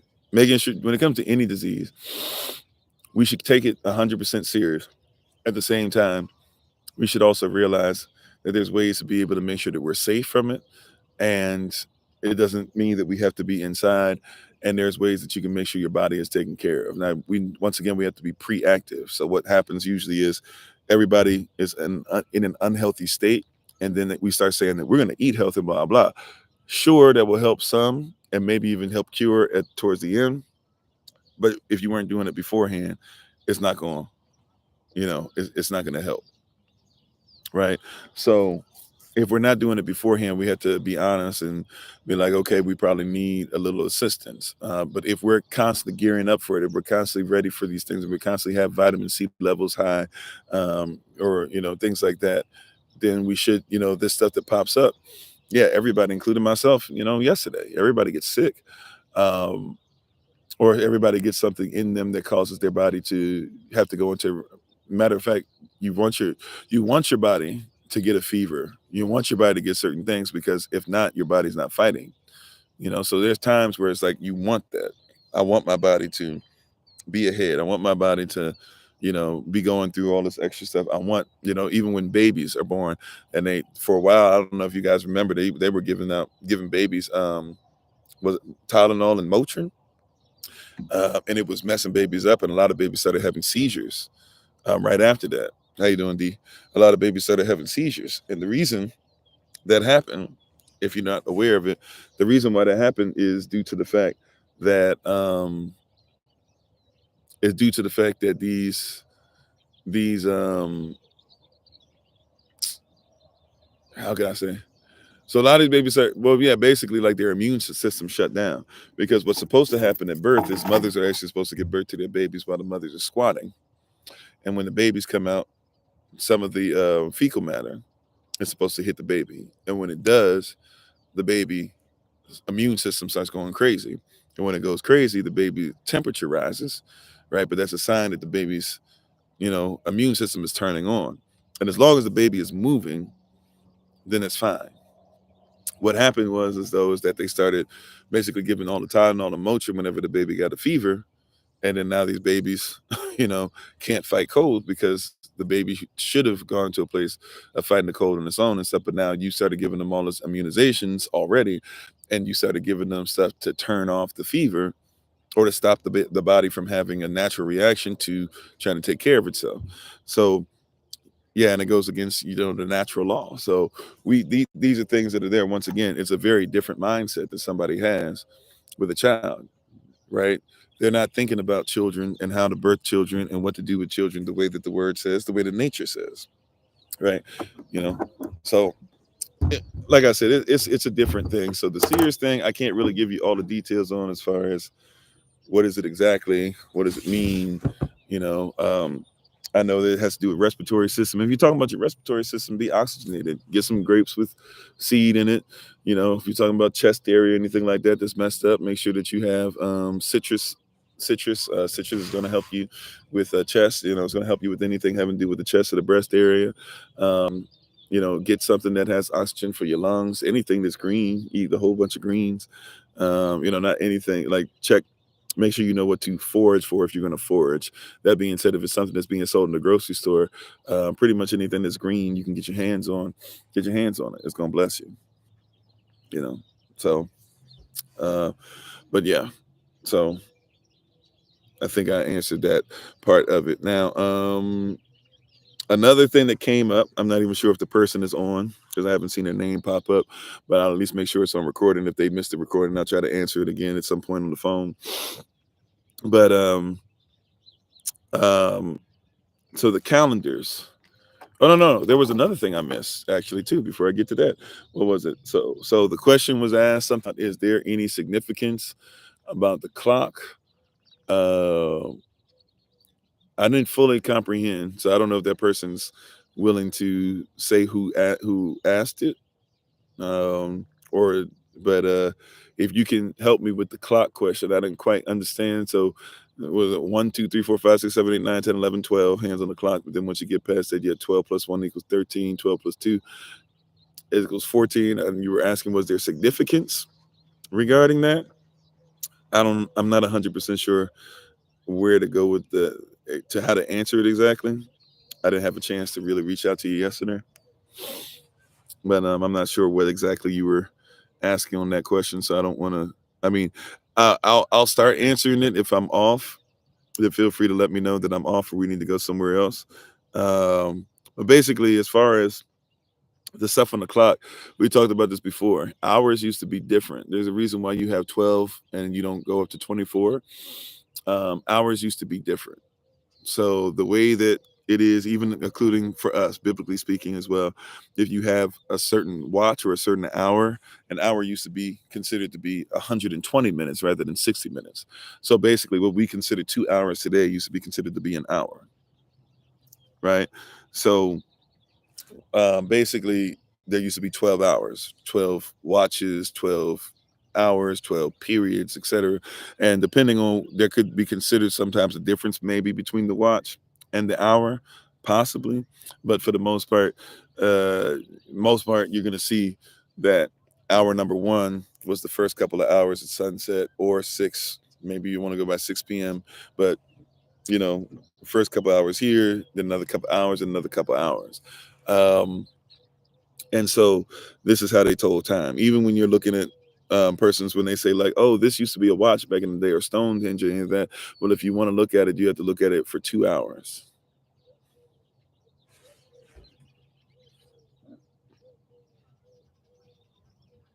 Oh, okay. The 12 plus 1 equals 13, 11 plus 2 equals 13, so on and so forth. I mean, I guess you get to a place where that's a mathematical equation. You get to because it depends. Like, so as far as that, like even the number scheme, like it's cultural, right? So if you're going back, once again, it's one of those questions I don't even know how to answer. If it's gonna bore y'all to death, even I know that don't really matter because we answer questions, but I'm trying to figure out a way to say it, like, because even like what we consider to be, some of these numbers aren't even real numbers. Like 11 is not a real number. Well, 11, 12, 13, 14, 15, 16, 17, 18 kind of sort of follow something, but teens are not really a real thing even, right? I say that because it's actually something that makes a lot of sense, right? But if you go into 13, 13 is really 10 and 3. There's really no 11, it's 10 and 1. There's really no 12, it's 10 and 2. That's how you tell time, right? You're in your singles, 10s, 20s, 30s, 40s, right? When somebody says they're teens, it's kind of a new creation, last few hundred years. But anyways, that might be too much. But yeah, but basically the math is going to get there as far as that, just because 13 is basically kind of reintroducing you to the 13 is like talking about kind of the oneness of it, right? Like everything except for 12, once you get up to 12 o'clock, 12 o'clock is the one that doesn't register, but everything else is going to be one in that number or whatever. Once you get past that, that's because everything is really like in tens, or like really 11 is 10 and 1, right? 12, or sorry, yeah, 12 is 10 and 2. So technically both of those, you don't think about it mathematically, but if you think about it, you have 1, 2, 3, 4, 5, 6, 7, 8, 9, 10. 10 is 1 and 0, right? So you're starting over again. So all you're doing is just starting over again. So 11 is 1 is 1 and 1, or 10 plus 1. 12 is 1 and 2, or 1 and 2, or 10 plus 2, depending on how you want to look at it, right? You get up to 13, and so on and so forth. Right now, when you say they're all at 13, without going through a whole bunch of stuff, I might have to answer some of this offline. put it like this: for our culture and our culture, the way that we would have thought of time, the way that many persons actually think of time still to this day and thought of time in ancient times, once you hit past 12, right, you're really kind of going, even the number 12 can mean kingdom. It can also have to do with new beginnings. So 12 is a very interesting spot because 12 is a belief system that 12 is kind of always going in a circular fashion. Even your clock, or even Stonehenge, or even the Stonehenge in Georgia, or the one in Australia, or the one in different places, they go through a circular type thought process, right? There's very few things that tell time that don't acknowledge some kind of thought process regarding what we might call 360 degrees. So in order for that to happen, 12 is a very important thing. It's going to happen mathematically. So anything past 12 is just basically saying 12 can go back to 1. I don't know if that makes sense. There's a lot of stuff in between there, and I'd be sitting here all day. I don't even know if I could jumble out enough words to say it the way that's in my head, because it's kind of jumbled in there. But 12 is always going to go back to 1, is a thought process. Right. So 12 is always going to go back to 1. So no matter where you go, 12 plus 1 is an extremely important number, right? 13, therefore, or 10 and 3, right? You having 10, which is Yah, the hand of Yah pushing, or 10 for a lot of persons is very important. By the way, 10 technically is not even a number either, right? A lot of persons don't know that. Like, the way that the abacus and all that stuff works, if you know about those, is to realize that basically that you have, even before there was a zero, one might even say this, right? But especially once we got the zero added to the equation, 0 through 9 is all you're really doing in math. All right, like addition is always like addition, subtraction, multiplication, and division are all adding, and you're only adding technically 0 through 9. If we get past 0 through 9, and we want to make sure that we know that there's something past 0 through 9, that we say it's 10 and 2, right? Or 10 and 3, 10 and 4, right? So 13, 14. If we want to say, okay, there's 0 through 9 twice, we're multiplying that 0 through 9, if we say, okay, then we're in the 20s, what we call the 20s, or the 30s, or the 40s, etc. So time is time, and even remember how we've talked about a lot of time, even recently, how time is relative. And if somebody's running and somebody's standing still and they both are at the same point and they look at the same thing, they'll see it in different points in time. Time is a very relative thing, but all we're really doing with time or numbers, numerology, is technically 0 through 9. Right, 0 through 9. So 0 through 9 and all these different things or whatever, they're there. But 11, 12 is extremely important. And then 13 kind of is looked at as like a new beginning type thing. So when you get to 13, matter of fact, every once in a while on the calendar, you have to add a 13th month, right? Not talking about Gregorian or Julian, right? Talking about our calendar. Every once in a while, you have to go on the calendar and add a 13th month. So you'll see sometimes there's a part 1 to a month and part 2 to a month. You have to add a 13th month sometimes to make sure that everything continues with the calendar correctly, to keep what Yah wants as far as spring being the beginning of the year. So it's a lot of it's a lot of stuff in there. I don't know if that makes sense per se. We could try and talk about it more offline. But yeah, 13, when you get to 13, it's an extremely important number, because that 13, that Yah Gamal, which for us would even be the hand of Yah, and humility, humbling yourself to the hand of Yah even. But a lot of persons look at that as new beginning and stuff. But that 12, that the cycle that we're in, right? The cycle of the sun going around the earth, or if you believe it's the earth going around the sun, or you believe it's the moon going around, the cycle of 12 is heavy, right? And so you're going to see that cycle of 12 go through. Now, we say it goes past twice now, but it used to be that 12 was important because we knew there were 12 periods of time throughout the day, right? 120 minutes. So the 13, so once you get to the 13 is us basically saying that we're getting ready to go through it again, right? And then 13 is saying you're going through it again. So every number lines up in time, in the chronology, if you will. Every number is going to line up to 13 to a certain extent. Even when you get 12, technically, like, 12, the hands on the clock, actually gets interesting, because then you double the 12, right? So in order to get 12, you double it, right? Because you have the hour hand, and I don't know. There's a lot of stuff going on, but long story short, yeah, once you get past there and you start going to 1 again, you're gonna get 112 and 2, and all that. But then you also get multiples of 12 as well, or you start going to, higher up and all that. So I don't know. I don't think I answered that. I just did all that. It's a lot going on there. I mean, we'd be sitting here all day. It's a lot of cultural influence. There's a lot of belief systems that are heavy in it. But 12 in and of itself, you're talking about time. You have to think about really like the time that everybody's really using. Ultimately, is there's 12 hours in a day, or there's 12 2-hour periods in a day. And your clock, basically, the way it's designed, especially if you go back to Benjamin Banneker. Now, that's another whole place as far as what were his beliefs, where did he come from, how did his mind work, he even has some Masonic stuff in there too. But that being said, the way that the clock is now designed, the way we look at it, you're looking at it from those you're looking at it from the position of where you're having a conversation mathematically all the time concerning time. Time is relative anyways, but you're really only circling around the 12 or the 13. That's all you're really doing. Is it's always going to be some variance of 12 or 13. Right? If you start going into the double thought process, which I started to dabble into, that's just thinking, okay, once it's 12 o'clock, there's technically 2 12s, right? Instead of it being 12 and 0, there's technically 2 12s, So when it's 1 o'clock, you could say it's 1 and 12, that's 13. But you could also say, it's 13, right? But then when it hits like 2 and 12, it, I don't know.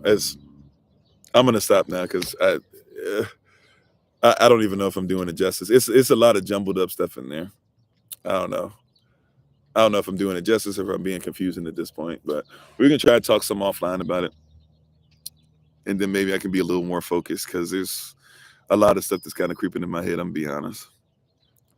What you said, NASA, Hebrew for deceive. They got us confused from the clock to calendar. Yeah, lots of manipulation. So yeah, there's a lot of different things you can look at. 13 for us in our culture is, if I just make it strict, it's Yavad or Yaud and Gaimal or Gamal. So Yavad, Gaimal literally is saying that it's the hand of the hand of Yah and humility, humbling yourself under the hand of Yah. So being in his timing is more how we would think about it. But and that's why 13 is very significant. The character, the 13th character, not the number 13, but the 13th character actually means that Yah is our shepherd, and how the shepherd shepherds us, including in time. So we think of time a little different once again, but you start getting to the ins and outs of why does person do this? Why do they call it o'clock? Why is it now 24 hours? Why is it like you have to start going through a lot of stuff that's not even necessarily anything of what our belief system is. So that's kind of the challenge. Is like you'll hear a lot of stuff about time or 13 or 12 or whatever, and it's like, but that's not even what we believe.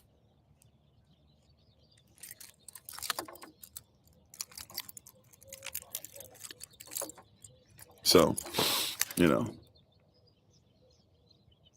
sorry, I sent an invite. You don't have to come on. My bad. Excuse me. I was trying to scroll up. How you doing, Brother Bradley?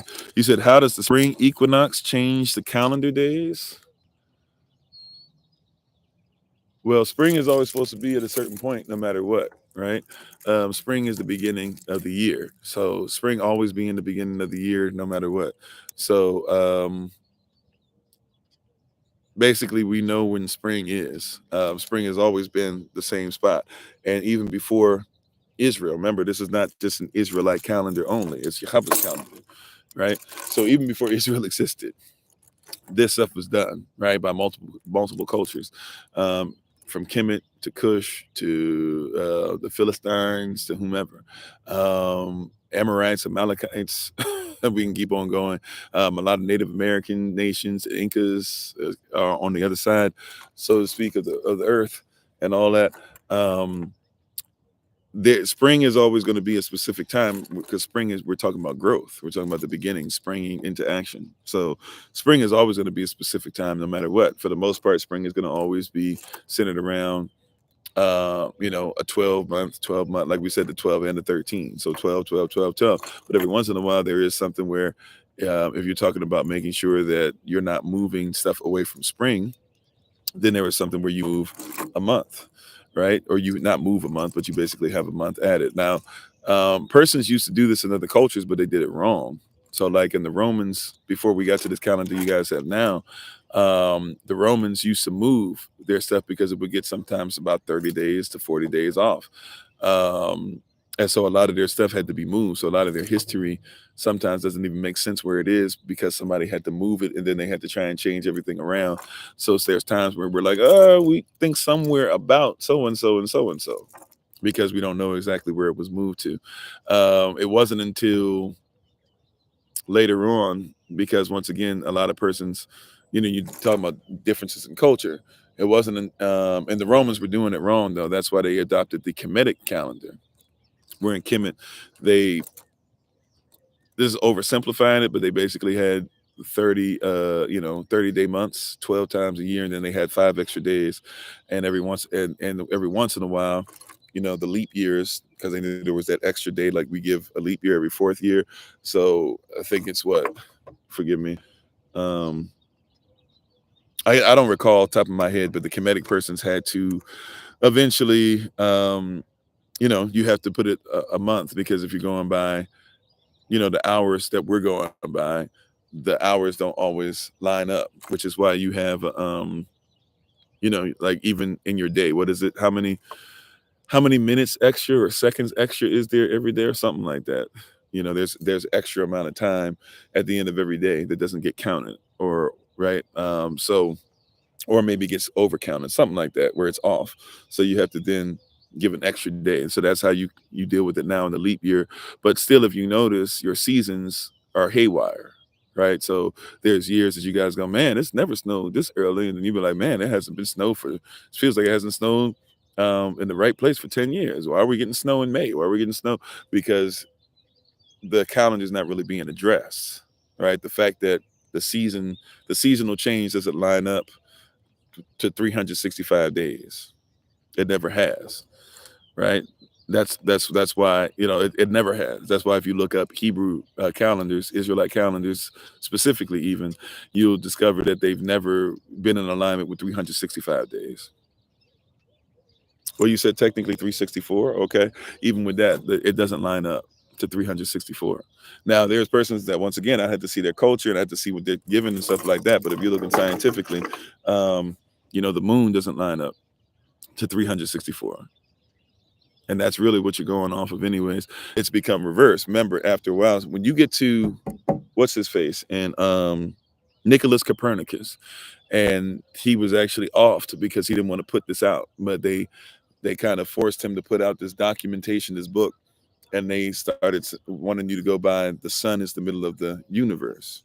And then eventually they just said, okay, no, it's the middle of the solar system, right? When they started doing that with Nicholas Copernicus, that was the first time that you had somebody was saying, like, we're going to use the sun as an indication of of how long the year is.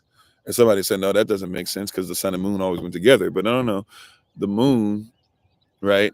Where the moon is something that was extremely important, as far as, hey, this is the beginning of the month, always was, which means the moon, how many moons go by, right? And where the moon is and what it looks like is also telling us where we are in a year. So that's why however many days, you don't see the Bible says this many suns. It says this many, when the moon is here, when the moon is there. Okay, no. I'm not. Well, I apologize if I'm coming at you the wrong way, Sister Michelle. That's not my intent.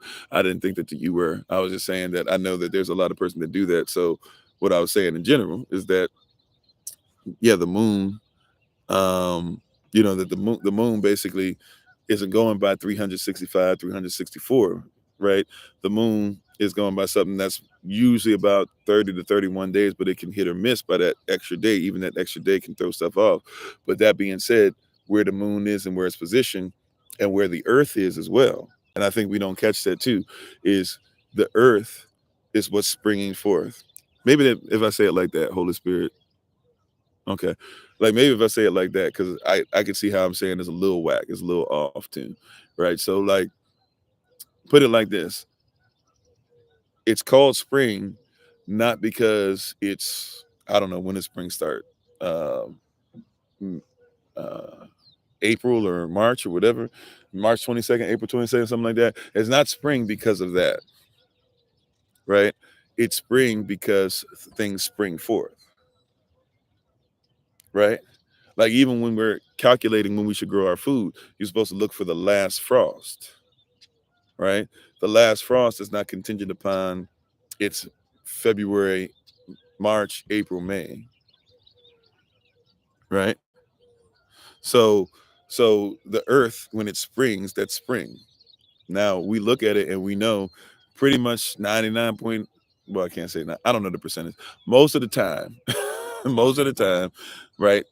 When we look at 12 moons, we know for the most part it's going to be springing forth, right? But every once in a while we get to a place where we know, okay, it might not be this moon, it might be the next moon or something, right? That's calculated mathematically into the stuff. Even when you look online, even if you look at Jewish calendars, you know, same thing. You'll see that it's calculated in there that yes, we can tell every once in a while by a certain amount of moons that this thing is not going to be in the same place where it's actually spring. Spring is the season for the earth. Spring is not, okay, this many moons. I don't know if that's been, see, I feel like I'm getting off again. It's a difficult thing because once again, we're like trapped in it's the certain numerology type thing that's not necessarily so. You know, like you could have a year that has less than 365. You could have a year that has 380 something days, right? It's nobody used to think of years until recently that they had to be close to a certain number no matter what.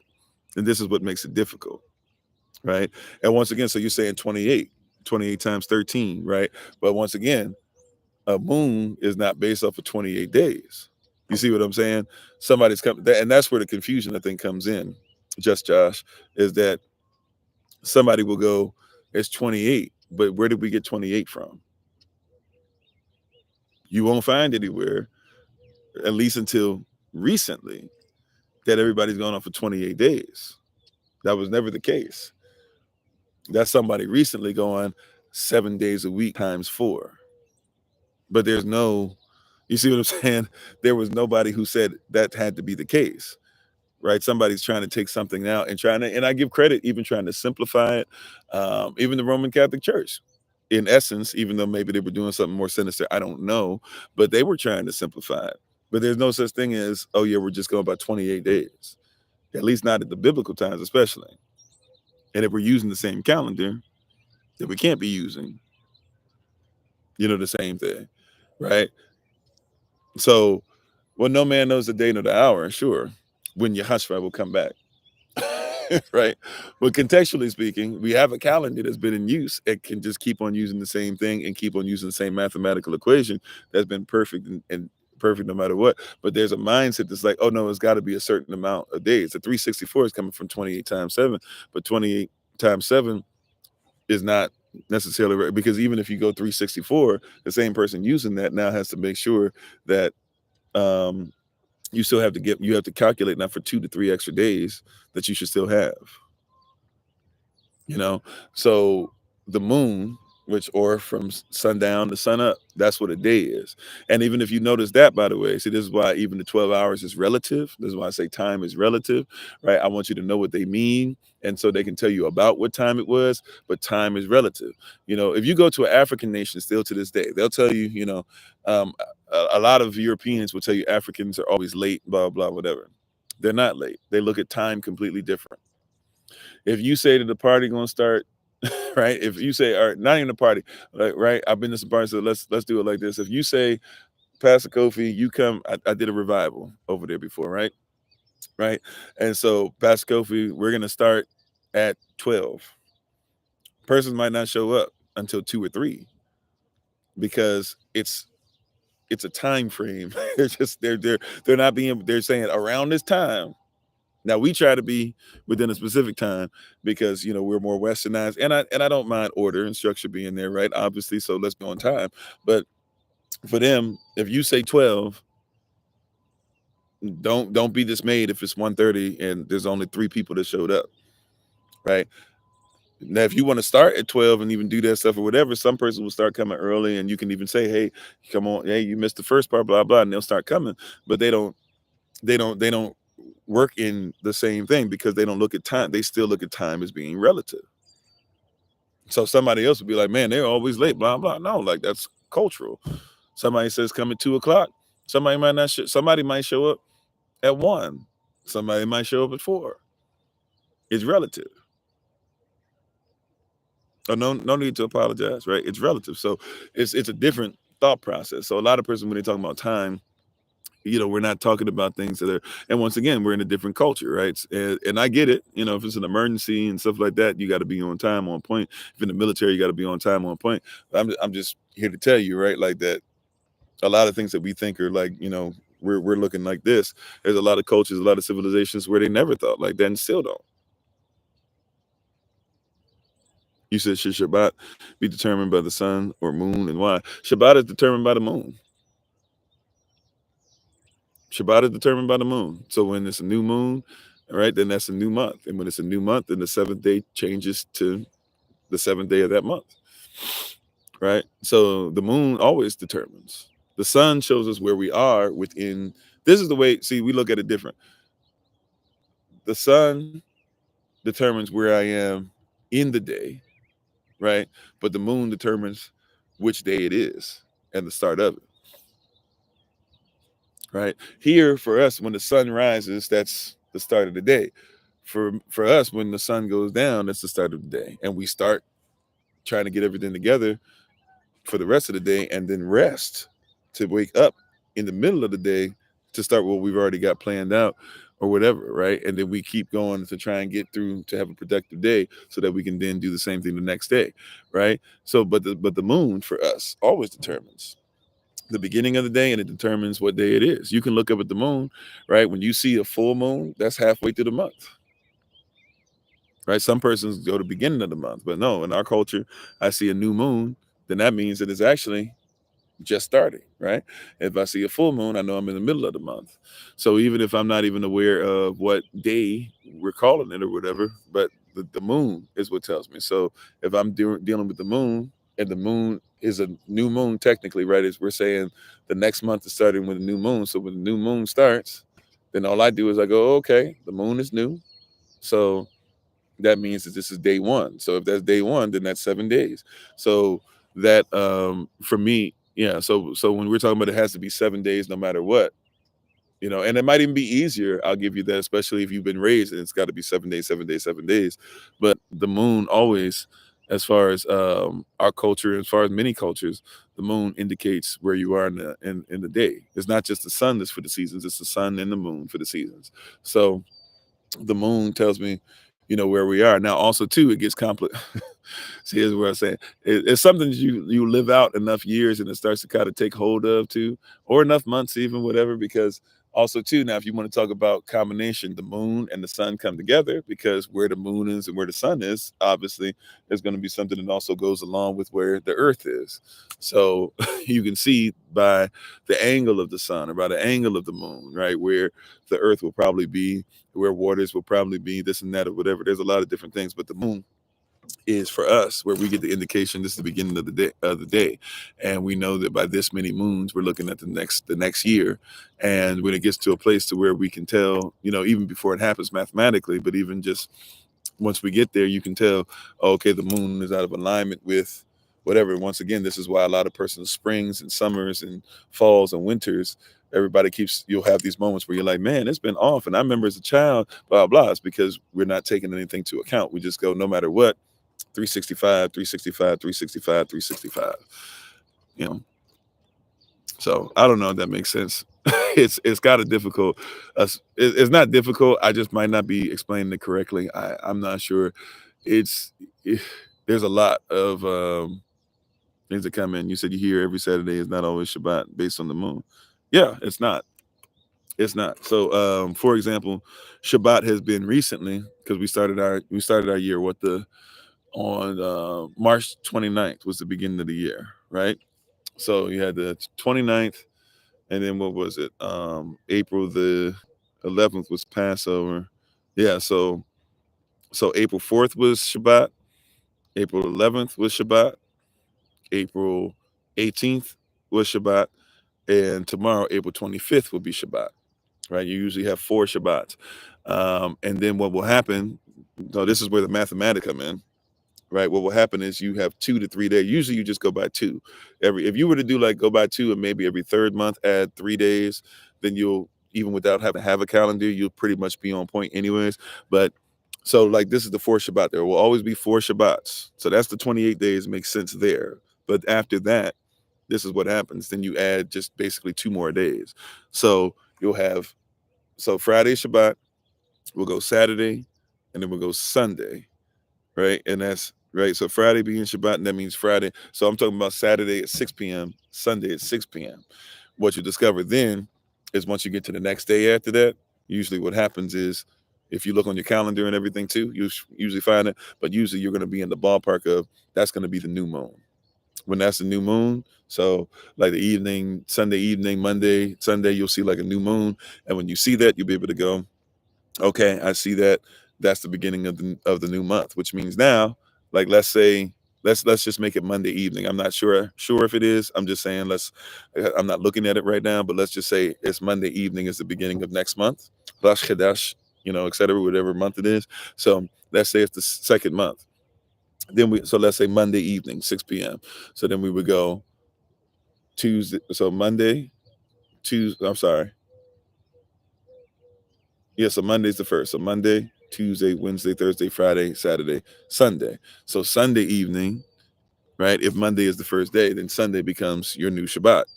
For 4 weeks in a row, your 7th day will be that.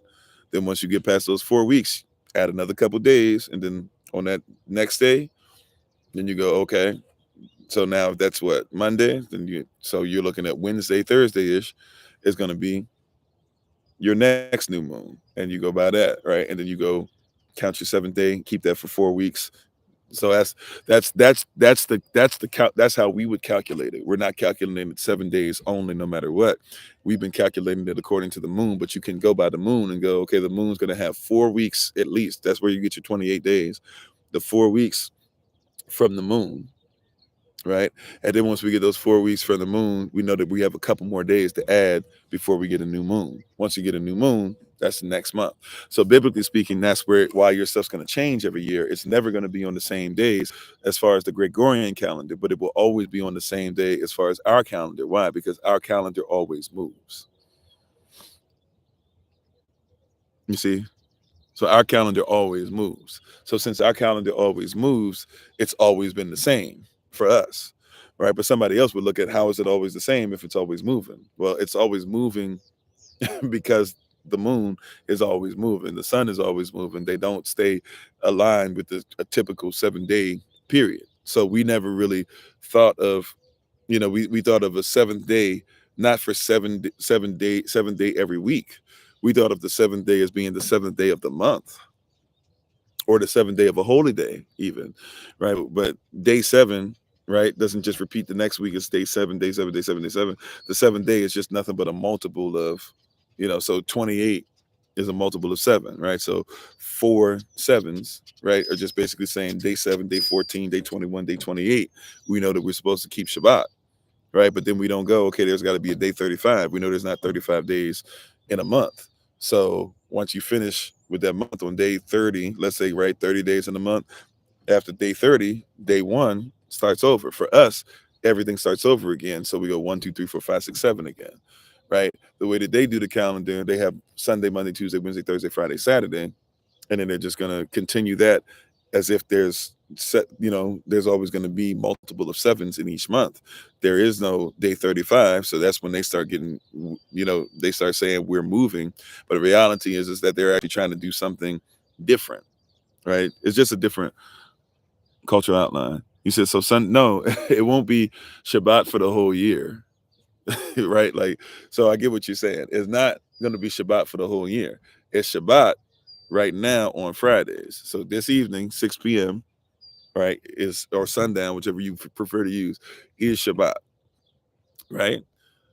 But then in a couple days, it's going to be a new moon. So that means that then for the next 30-day period, it's going to be, the new moon is going to change. So I was just giving that as an example. So let's say it is Sunday, right? If it's Sunday, then that would be Shabbat for a 30-day period, which means that there'd be 4 times within that 30-day period that Shabbat would be on Sunday. But once we get to the 30th day, which would, if it's Sunday, it would be like the 30th day would be Tuesday-ish. or Tuesday, Wednesday, or somewhere in there, then that means like Tuesday-ish. Then for the third month, it would change again to where it would be like Tuesday. It would be Shabbat. And then you would get to the end of that 30 days, and then it moves again, and it moves again. So it's constantly moving. As there is no such thing as Shabbat, biblically speaking. Now, once again, somebody else who's taking other things, or even other cultures, or even other ancient ways, maybe where they did things, even though it seems like they're altering it a little bit. But I can see, even if it's not meant to be manipulation, I can see where they're getting it from. But as far as culturally speaking, the moon changes, right, position, and it's new moon and it's newness, and when it starts, it changes every 30 days, right? 30 to 31 days, mathematically speaking. So it's going to be on the 30th day, the 31st day, like clockwork, where the moon is going to become new. Every time that starts, our 1, 2, 3, 4, 5, 6, 7 is in a different place. So there is no keeping Shabbat every single day. If you're doing that, the world seems to keep it on Saturdays, right? If you're doing that or whatever. If you're doing 364, that's why I'm saying it gets a little off. But I guess if you're keeping 364, and maybe whatever you're doing with the leap year or the leap days, because you got to have not just one day, but 2 days to make that really work, actually. And you got to do it more like 2 to 3 days if you want it to work continuously. But if you're doing 364 days, what you're doing is you're erasing a day and you're still coming up short, right? It'll work 1 out of every 10 to 15 years, but it won't work consistently to do the 364. But if somebody says they want to do that, then I guess that means that then at the end of this year, if you're keeping Sunday, then you got to keep it Saturday the year after that, and then keep it, or is it the other way? One of the ways you got to erase a day, right? Because you're going to be short. So if you're just doing 28 days until you get to 364, then you're going to end up just coming back one day. If you do that, it's not the same thing, right? Like we're talking about every month, every moon. So for us, every new moon is the beginning of a month, right? And we've kept that, right? So we've kept that. If somebody else is doing something different, that's a whole different thing, right? It might be easier, I'm not sure, but it's not the righteous reasoning behind it. Like we're doing, every time the moon is new, that's a new month. So it doesn't matter where the moon becomes new. This is why if you got a calendar from us, there's 2 different. We have your Sunday, Monday, Tuesday, Wednesday, Thursday, Friday, Saturday thing on there. But then also in the midst of that, you'll see that we have where the new moon starts and where the Shabbats are, right? Because they change. The moon is not following a 7-day-a-week pattern. It never has, right? So the 28 days, that makes sense as far as every month will have 4 Shabbats, but then you still have to add at least 2 extra days to every month. When is the next one? Hold on one second.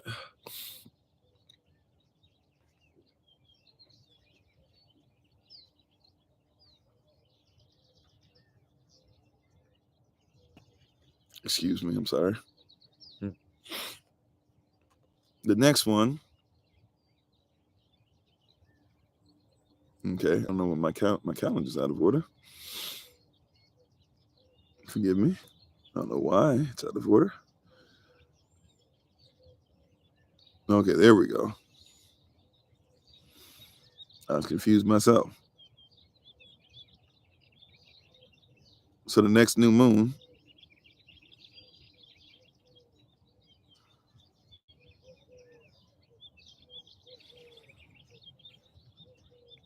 Yeah, okay. So the next new moon is going to be on Sunday. Right? Oh. Sorry, TikTok.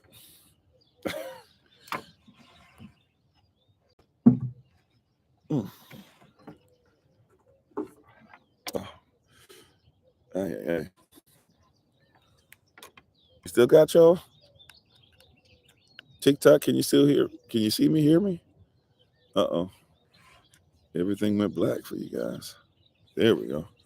All right, can y'all see me and hear me okay on TikTok? Yes, no, maybe so. Okay. All right. Yeah. So it'll be on Sunday.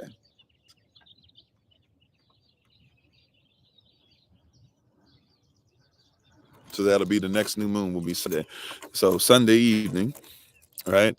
And then Sunday evening is the new moon. So when Sunday evening hits, then basically that's the start for us for Shabbat, right?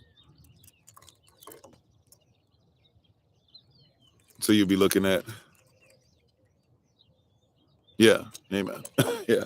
So you'll be looking at, so Sunday will be the first day, the first evening, right? But that being said, Sunday, Monday, Tuesday, Wednesday, Thursday, Friday, Saturday. So for the next 4 weeks after that, starting Sunday, the next 4 weeks, know that every Shabbat is a Saturday.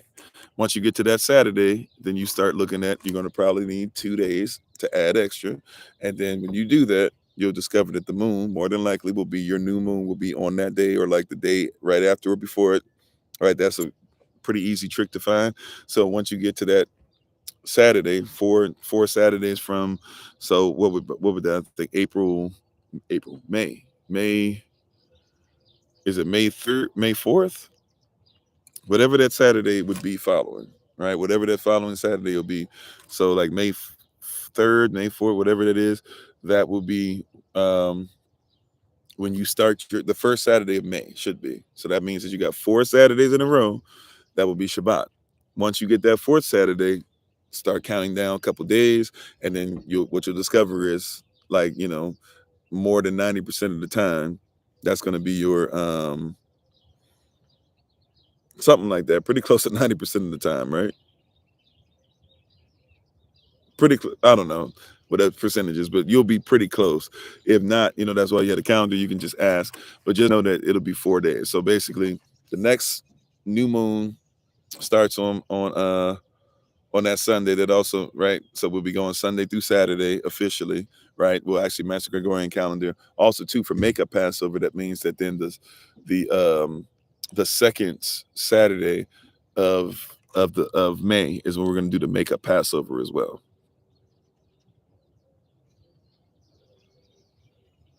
So starting Sunday, Sunday evening is the beginning of the week, and Saturday evening is Shabbat for 4 weeks in a row.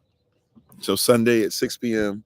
New York time or 6 p.m. sundown, whichever you prefer to use, is the beginning of your day. Saturday at 6 p.m. or sundown is the end of your week, right? So the beginning of the week is Sunday 6 p.m. The end of the week is 5:59 5:59 Sunday p.m. Right? So first day Sunday 6 p.m. Seventh day Saturday 6 p.m.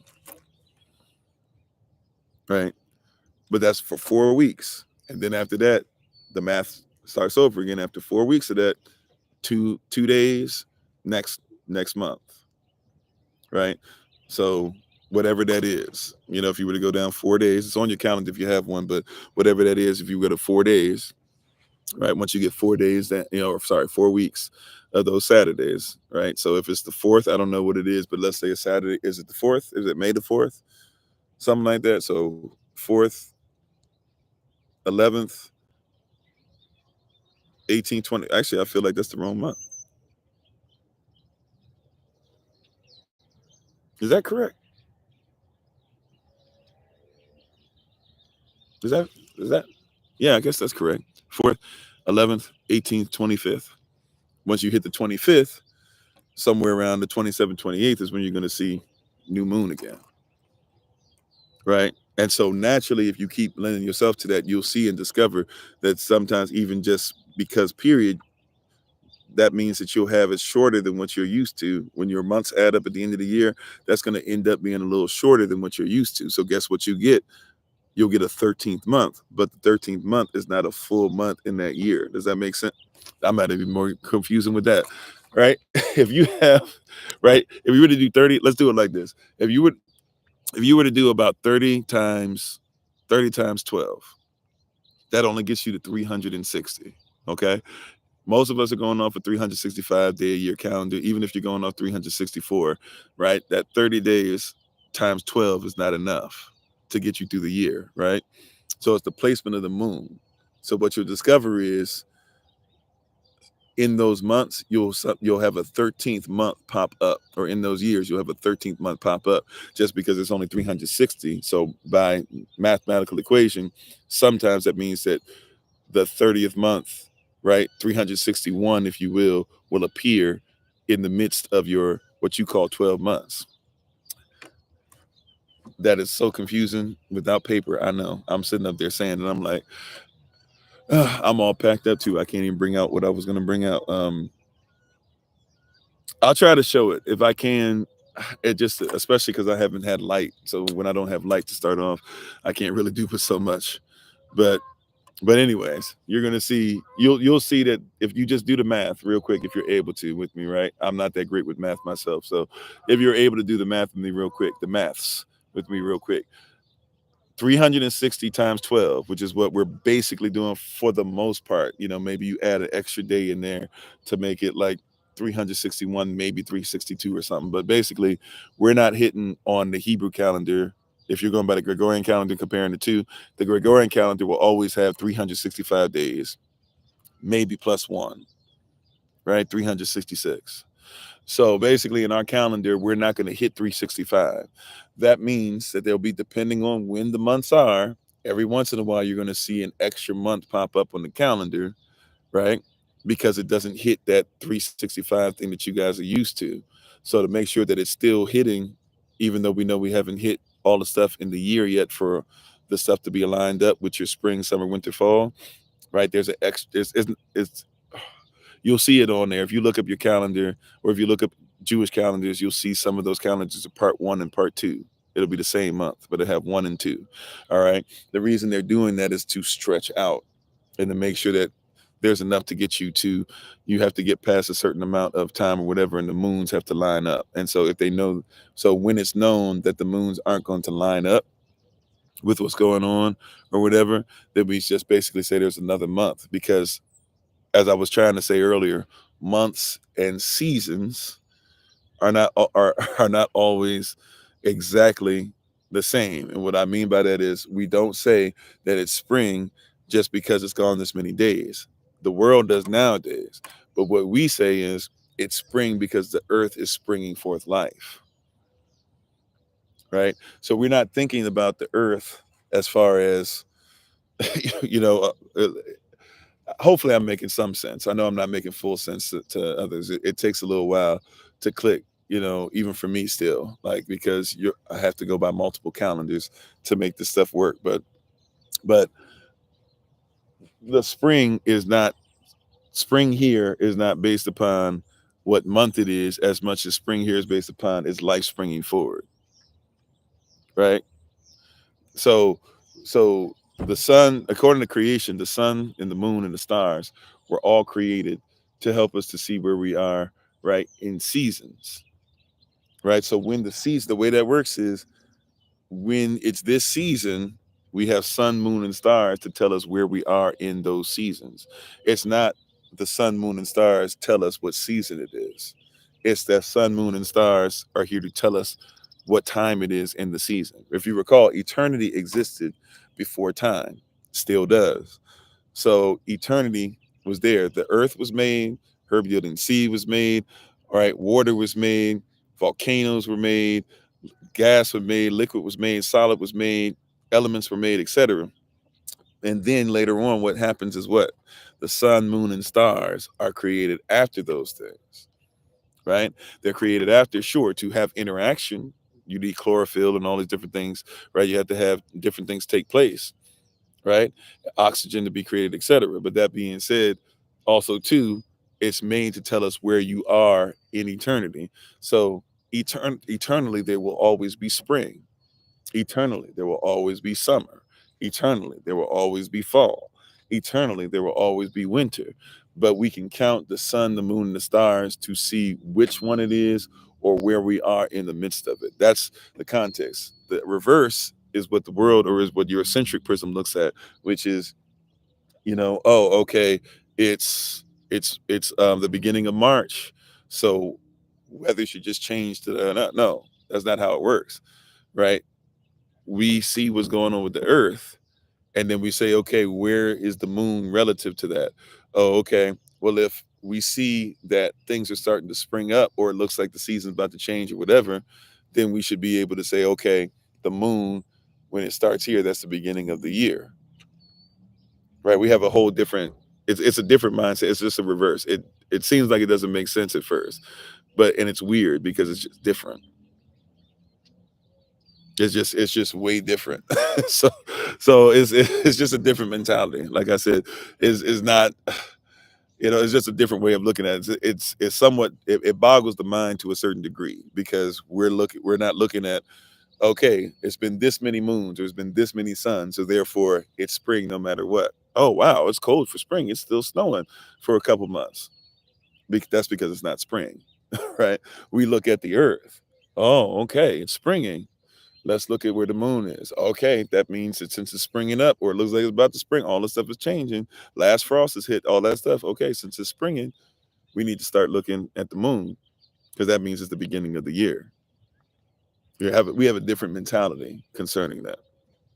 So I hope that makes sense. It's kind of difficult. Like I said, we still gonna have you guys have seen that it's been difficult to start these days, when it's that dark outside. So prayerfully, that'll be switching up, and with the, getting closer to summertime, hopefully that'll switch up naturally anyways.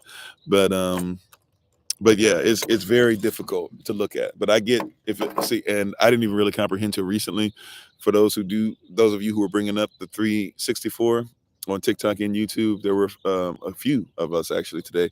I didn't even think about till recently the 28 days. That does make sense, but once again, that's if you get to 365. But their 28 is still based off of saying the moon. I get where they get that from. And every moon, there's at least 28 days. But there's also them doing some February type stuff with it too. Where if you know about February, or 28-day period for that was only because the deist or deity or the god or the spirit that they worship in February, they gave it 28 days, not because of anything with the moon or the sun or whatever. They did that because if you recall, in Kemet, they used to have calendars where the calendar was 360 plus 5, and they did some stuff to catch up with that leap year. Julius Caesar goes down there, and he stays down there a while because they're fighting and stuff, but then also too, he stays down there a while because him and Cleopatra are getting it in, if you recall, right? And Cleopatra teaches him a lot of different things or whatever, and she shows him herself to be different than a lot of women he's used to. And one of the things that she shows him is, y'all calendar is jacked up, and Julius Caesar is the one who keeps the calendar, right? So since Julius Caesar kept the calendar for Rome, and it was always getting off like 30 to 40 days, like about an extra month or something like that, plus some, they were off on their time. And he was the one that was supposed to go and adjust it to make sure that they were readjusting to where spring, summer, winter, fall actually were. Spring, summer, fall, winter actually were, right? So he gets his hands on this. Well, at that point, it's not even Kemetic anymore, because remember, Cleopatra's not Kemetic. She's European herself. She's dark skinned, but she's actually Greek, right? She's from the Ptolemaic dynasty. Could have been some mixing and matching with persons that were there, but so maybe her mother, or maybe her mother's side is more African. We don't 100% know, but she was dark skinned, whatever. But she's also with Greek sensibilities, right? So she's somebody who literally appreciates Kemetic culture, but she wants it to be Egyptian or more Greek. But she teaches them about the Kemetic calendar that they still keep, even with Greek deists and deities on there. And what happens is that what happens with the calendar, the reason why your calendar has 31 days, 30 days, 28 days, 29 days is because every deist that the Greeks and the Romans as well, but the Greeks believed were, more worthy of worship, they gave them 31 days. To the ones that weren't as worthy of worship, they gave them 30 days.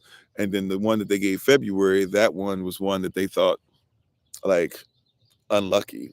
Don't want this one. We don't want this one to be over us. So that's the only reason why 28 days even became a thing. Right, was because of a spiritual belief that they had that February was supposed to be shorter. Right, that's it. You said no, not every Greek person is Roman, not every Roman person is Greek. And even when you say Greek, we still have to realize like the Greeks were many city states until recent. Some of the Greeks are of Javan, many of them, if not, I mean, you could say pretty close to 100% at some point have to be considered to be Javan out of the branch of Japheth, right? So out of them, we talked about that Javad or Javad, I believe, is the those that become the Greeks. We know that for a fact. And but even in that, you have to look at different states that came together. But the Romans and the Greeks even fought against each other, if you recall, right? That's part of what's going on in Maccabees. Maccabees is us fighting against the Greeks who took over, and we weren't having it when they started trying to get us to, you know, eat and even sacrifice pigs under Elohim and stuff, and then sacrifice to their deists and deities and their spirits. So we fought against them, beat them, and then we actually, the way we got involved with Rome was we um, basically became allies against the Greeks. Instead of the Greeks try to attack us, then let's go against them together, because we knew that Rome and Greece didn't get along. So the Romans and the Greeks are not the same persons. Now, once again, when you get into Roman citizenship, you know, then we start talking, but then you could talk about there's Africans with Roman citizenship. So that's a different thought process. Yeah. But the calendar is very difficult because once again, we're doing something that's different. We're doing something that's outside of the norm. So it's very difficult to even deal with the calendar. Okay, where can you get it? Russell, if you want, if you can, I guess I'm not great with DMs, but maybe you can DM, or maybe you can look up on our main page and see where the link tree is. See if you can get in touch with myself through text, or see if you can reach out to our secretary and somebody will get back to you. Also, too, with the calendars as well, and what started me getting into it before I kind of got off track. How you doing, Chosen Beauty? How you doing? Is it Mudge Pudge? Not sure. La Lakewood. One of the things that I was looking at as well, and I don't know if the person's on or not. So I'll probably have to call them and talk to them anyways. But there seems to be confusion, and when I looked out more, I've kind of known this already. This is once again one of the things, even considering our people, that we have to start coming to some agreement on some of the things and stuff. But you know, it is something that was brought as far as study, and so I'm not coming at the person with the question. I'm just saying there's a lot of confusion about it when you look it up. So the question was asked for our calendar: how do we get that we are supposed to do Pentecost on the 64th day? And I believe it's according to Leviticus 23, it starts talking about that we're supposed to actually add an extra week in between. So we're supposed to not start. In other words, put it like this: Pentecost is 50 days. Penta is literally 50, the number 50. That's where you get the Penta from. For us, we would literally call it the feast of weeks. 7 weeks is supposed to pass, and on the 50th day, we're supposed to celebrate. Now, we're supposed to do this after Passover, but where the confusion comes in, and there's a lot of different things that people I've looked at that are way off, so I won't be able to get into all of it. I'm just going to tell you what our belief system is and why it is that we stand on it. If you read Leviticus 23, you see that you'll start off with Passover. Passover is supposed to be kept. That's supposed to be kept the 14th day of the year. That part should be, you know, we should all kind of get that hey, okay, that's 2 Shabbats in. 14th day should be Passover. And then it talks about the Feast of Unleavened, or what we call the feast. Really, it just says unleavened in the Hebrew, but matzah, but we say unleavened, so, or Feast of Unleavened Bread is what we call it today. So then you'd have the Feast of Unleavened Bread, and that would be day 15, you know, for 7 more days. So day 15, 16, 17, 18, 19, 20, 21. All right. What happens is then in the word it says that you should make sure that you look at it being a harvest day on the first day, a day after Shabbat. And so what's happened with some persons is saying, okay, so then after that, right, after that week, even we should have another week, and then we should start doing what is it? That we should start our counting of 50 days to Passover. But the way this works is day number 1 is technically our harvest day. Now, there's really another day that we do of harvest, or at least do a grain offering and do the double portion, and that's coming up on the day of Pentecost, right? But if you look up the scriptures, so I think persons make the mistake of believing that that's all chronological as far as, so when it mentions the day of harvest, that should be a whole nother week. The reality is that the first day of the Feast of Unleavened Bread is that harvest day,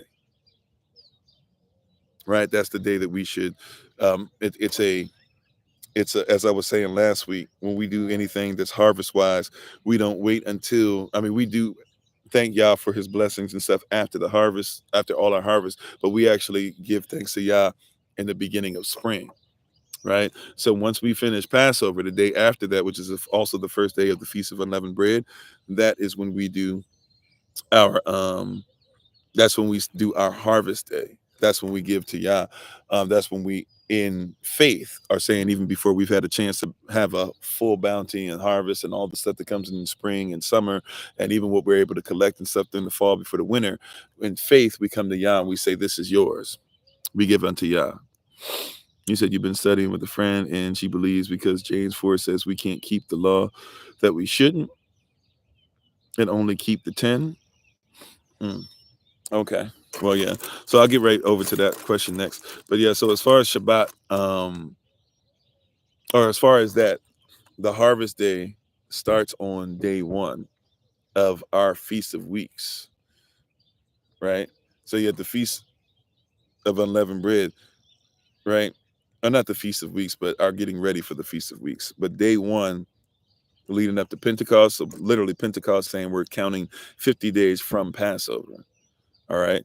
So that's why day 64 of the calendar. Now, there's others that I've even seen some arguments when I was looking up stuff trying to prepare for it, that there's persons that say, like, no, you're now this is a Christian way of looking at it, even though they don't keep the law, so it's weird. But it's like they were like, no, you have to actually think about it as being the third day, because Christ rose on the third day, and since he rose on the third day, that shows us that that's when they started Pentecost on the third day. There's a lot of stuff, but the day of Pentecost they're talking about would have been on the day of Pentecost, which means it would have been on the day number 50. So that's a weird thing that I saw written. That's I'm just being honest. I'm totally dismissive of that. I believe the word itself is totally dismissive of it, and things like that. But yeah. So for us, the feast, or well, not the Feast of Weeks, but the first day that we're counting to go to Pentecost is actually this one and the same with the first day of the Feast of Unleavened Bread. From that day, we start counting 50 until Pentecost. Now, there's persons that would disagree with that, I guess. And see, I looked up stuff. I looked up the calendar stuff again. I looked up different. I even looked up from a Jewish perspective. Then I looked up from the Christian perspective I just talked about. I looked at it from other cultures, like Muslims who studied it and have no skin in the game. What I've seen, for the most part, agrees with what we're saying. I have seen some that disagree, or whatever. The thing is that it seems to me like most of them, there's different fights, I guess, or different perspectives that should be brought up. But it seems like most of them are making the mistake of going that we're supposed to have the Feast of Unleavened Bread, and then after that start counting 50 days. But we're actually supposed to start counting 50 days from the day of Passover. So the day after Passover, excuse me. So once we finish with Passover, day 15, we start counting all the way through to 50. And on the 50th day of that counting, which would be the 64th, we should have Pentecost. Right? So that's what we've been doing. So that's day 64. I don't necessarily see the person on here today, so I might have to contact them another time or answer this again in a later date. But I just wanted to make sure that I did answer that. You said that you've been studying with a friend and she believes because James 4 says we can't keep the law that we shouldn't. So first things first, we'll go to James 4. because we should probably do that. And by the way, let's make sure that we start off with James 1 in that too, because James 1 tells us that if we're not careful, we can already be coming from a place where we're double-minded, right? And if we're in a place that's double-minded, we're asking for things, we're praying about things, and we're asking and seeking Yah for things that he doesn't have to answer, because if we don't follow his will, then why should he accept our petitions when we make our requests known, or what we call prayer, right? That's the context of the beginning of James, right? So now that we get through that in James, let's look at James 4, right? So James 4, and we'll read James 4, which is a little bit more than just that, but let's read James 4. We'll go to verse 1, and it says, "From whence come wars and fightings among you? Come they not hence even of your lust that war in your members?" So in other words, we start up, what's all the fighting and stuff about anyways? What's everybody fighting about? Verse 2, "Ye lust and have not." So you want what everybody has, right, but still don't have it. "Ye kill and desire to have and cannot obtain." Right? You kill, you take, you're often, people are even often their character, whatever the case might be, because you want what they have and you still can't obtain it. "Ye fight and war, yet ye have not, because ye ask not." You could have asked for what it is that you wanted. You didn't have to fight each other for it. Verse 3, "Ye ask and receive not, because ye ask amiss, and ye may consume it upon your lust." So you're asking for stuff because you lust for it, not necessarily because y'all wants you to have it. All right, this is the context. No, it's not original law to separate the 10, but we're going to come there in just a second. I want to start off with the chapter, right? Because she says we're not supposed to follow. Oh, I am so I keep looking up TikTok. I'm sorry. Weird setup today. Let's take y'all off of that. Weird setup today. I keep losing y'all. Let me put y'all in a place where that won't happen again. So, all right. So let's go to James 4:4. "Ye adulterers and adulteresses," so you cheating on Yah, "know ye not the friendship of the world is enmity with Elohim? Whosoever therefore will be a friend of the world, of the system, is an enemy of Elohim." Verse 5, "Do ye think that the scripture saith in vain, Ravak that dwelleth in us lusteth to envy? The spirit that dwelleth in us lusteth to envy." Think about that. That's heavy. This isn't Holy Spirit. This is our spirit, because when we fell short, so did our spirit, right? It's not just your flesh that fell short. Your flesh started affecting your spirit, right? Your soul, even. So it says, James 4 says, "Do you think the scripture says in vain?" Do you think it says for no reason? Do you think it says the word vanity in Hebrew even speaks about something that you would step through, right? Oh, you said it's James chapter 2. Okay, well, that's even going to give us more context. So we just talked about James 1. We just not talking about James 4. Let's go over to James chapter 2, right? But we'll do it in a second. Hold on. James chapter 4, verse 6. "But he giveth more, he giveth more grace," right? Or kan, or he giveth more, um, he giveth more charis or charisma, more of who he is. "Wherefore he saith, Elohim resisteth the proud, but giveth the ability to know who he is," right? Or have who he is, right? "He giveth that," or grace, "unto the humble. Submit yourselves, therefore," because of that, submit yourselves to Elohim, "resist the devil, and he will flee from you. Draw nigh unto Elohim, and he will draw nigh unto you.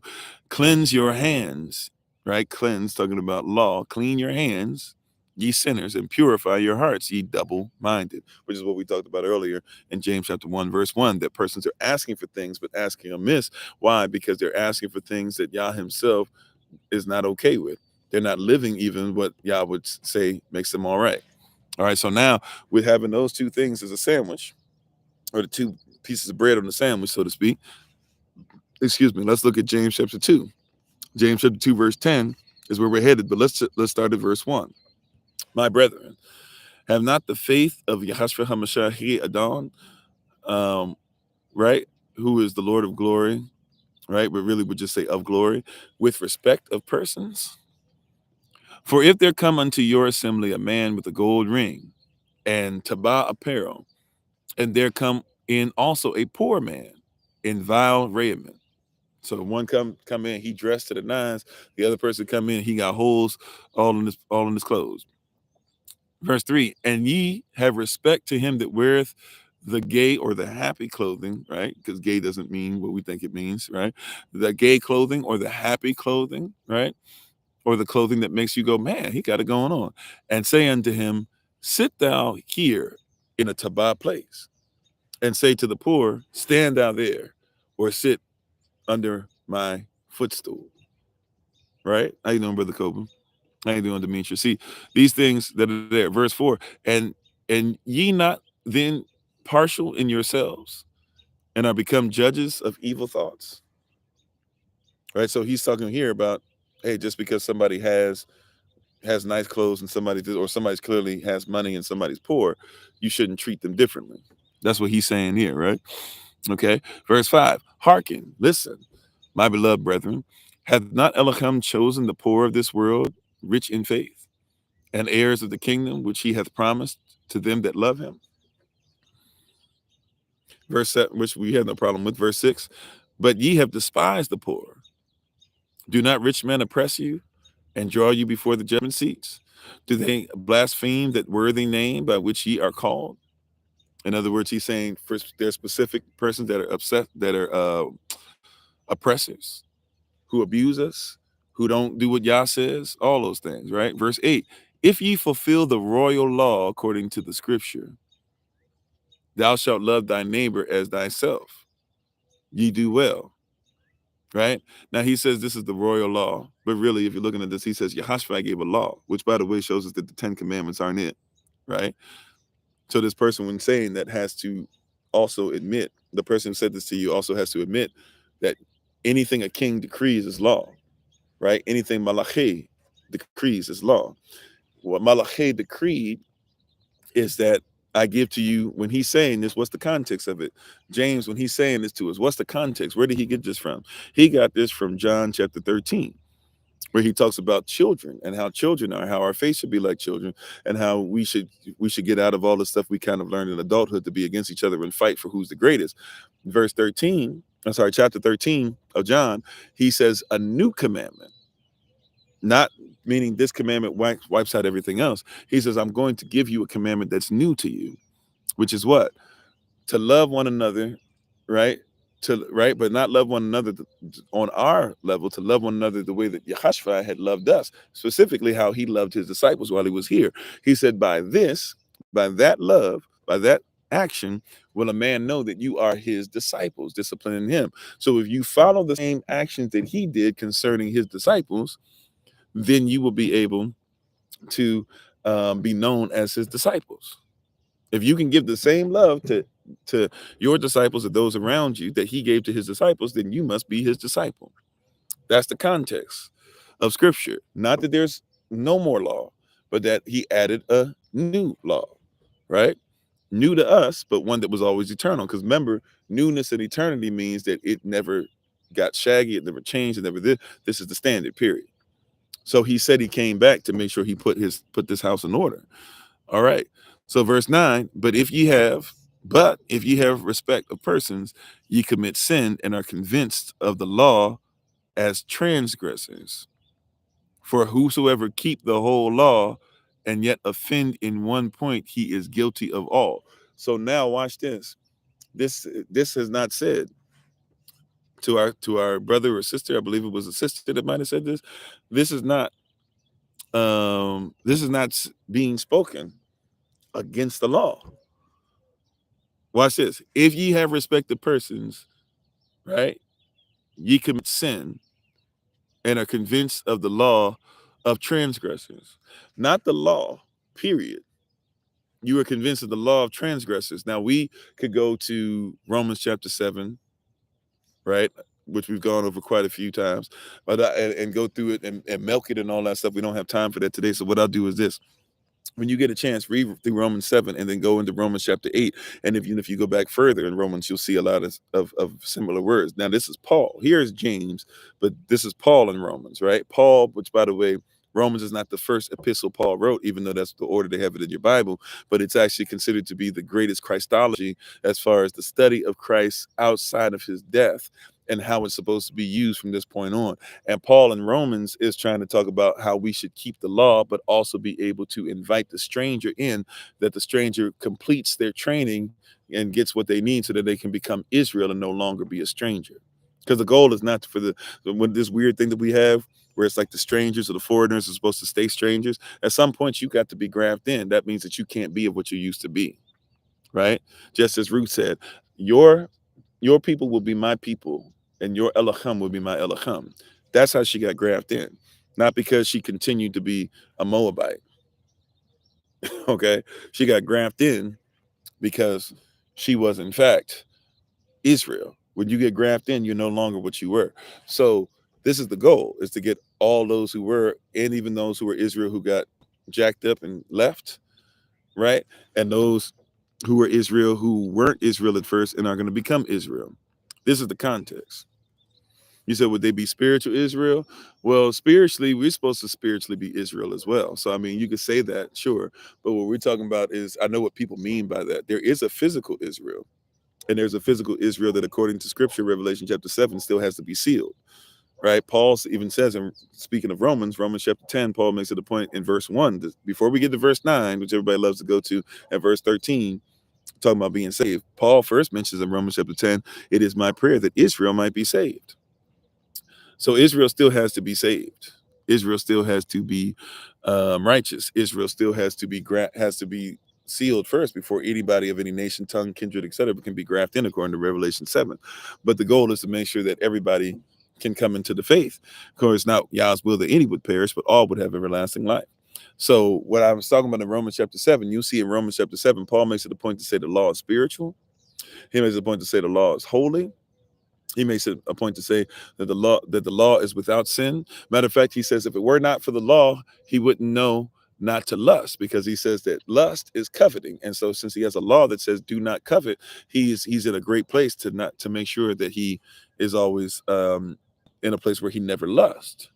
That's all because of the law, right? He goes to the point of saying that there is also a part of the law that he deals with, because he says there are some things in the law that, there's the law of the spirit, right? And then there's the law of sin, or we sometimes call it the law of the flesh, but there's the law of sin. So there's the law of the spirit, there's the law of sin. And this is how Paul works it out, basically the law of spirit versus the law of the flesh, if you will. He says, hey, the law is spiritual and should always be, but he said because of our hearts and because of our wicked imaginations, etc., we have an issue with the law because we try to put it through our own prism. And since we try to put it through our own flesh, the law doesn't take effect. It's of none effect. But if you put the law through the spiritual prism it was always supposed to go through, then it should always be effective no matter what.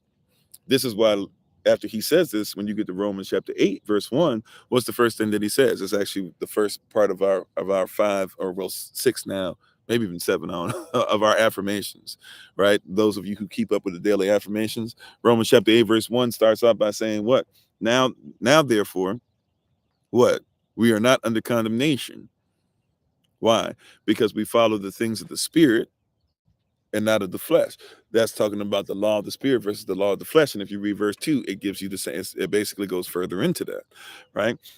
So the law of the spirit versus the law of the flesh, or the law coming through the prism of the spirit, and right, of a circumcised heart, Paul talks about earlier in Romans as well, having a circumcised place, a circumcision speaking about the lawful or the legal place. So even with that, when somebody says circumcise your heart, that's still talking about legal. That's still talking about lawful. Circumcision was supposed to be a representative for those who didn't allow the flesh to go ahead and overtake the law. That was what it was from the beginning. That's what it was from Abraham. That's what it was with Isaac. That's what it was with Abraham and Isaac's whole camp. That's what it was with Jacob, with Israel, and every Israelite boy. It's a sign, right, saying that that everybody who's in here, whether you be male or female, because of a female is supposed to be with an Israelite or somebody who's grafted in and becomes an Israelite. So either way, they're supposed to be circumcised as well. right? They're supposed to be circumcised as well. So no matter what, as far as sex or sex, marriage, sex equals marriage type thing, right? And the spirit, especially, like when we're talking about circumcision of the heart, the lob, the passion, your passion still has to be what? Clean, lawful, still has to be a place to where your skin or your flesh isn't getting in the way of what the law is supposed to do.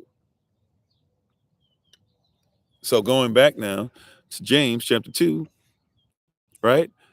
If you have respect of persons, ye commit sin. If you're respecting somebody, not just because they're Israelite, this, that, or whatever, right? But what's the context? We've read a couple places in James now, James 1, James 2, James 4, right? And we see here clearly that law or you doing what's necessary, including in James 1, where it says your prayers don't even get answered if you're not obedient to the law. Right? You're asking for stuff and asking, and then here, now you see it said you're asking amiss. You're asking for stuff that you're not even qualified to ask for. You're doing things that you're not even qualified to do, or you're doing things that disqualify you from what Yah has. Right? But he says, if you fulfill that royal law, what is that law once again? What is that royal law that he was talking about in John chapter 13? Love or act according to each other the way Yehashua acted towards his disciples. If you do this, then you follow that law. Not you follow the whole law, right? Don't somebody will try to change that up on you.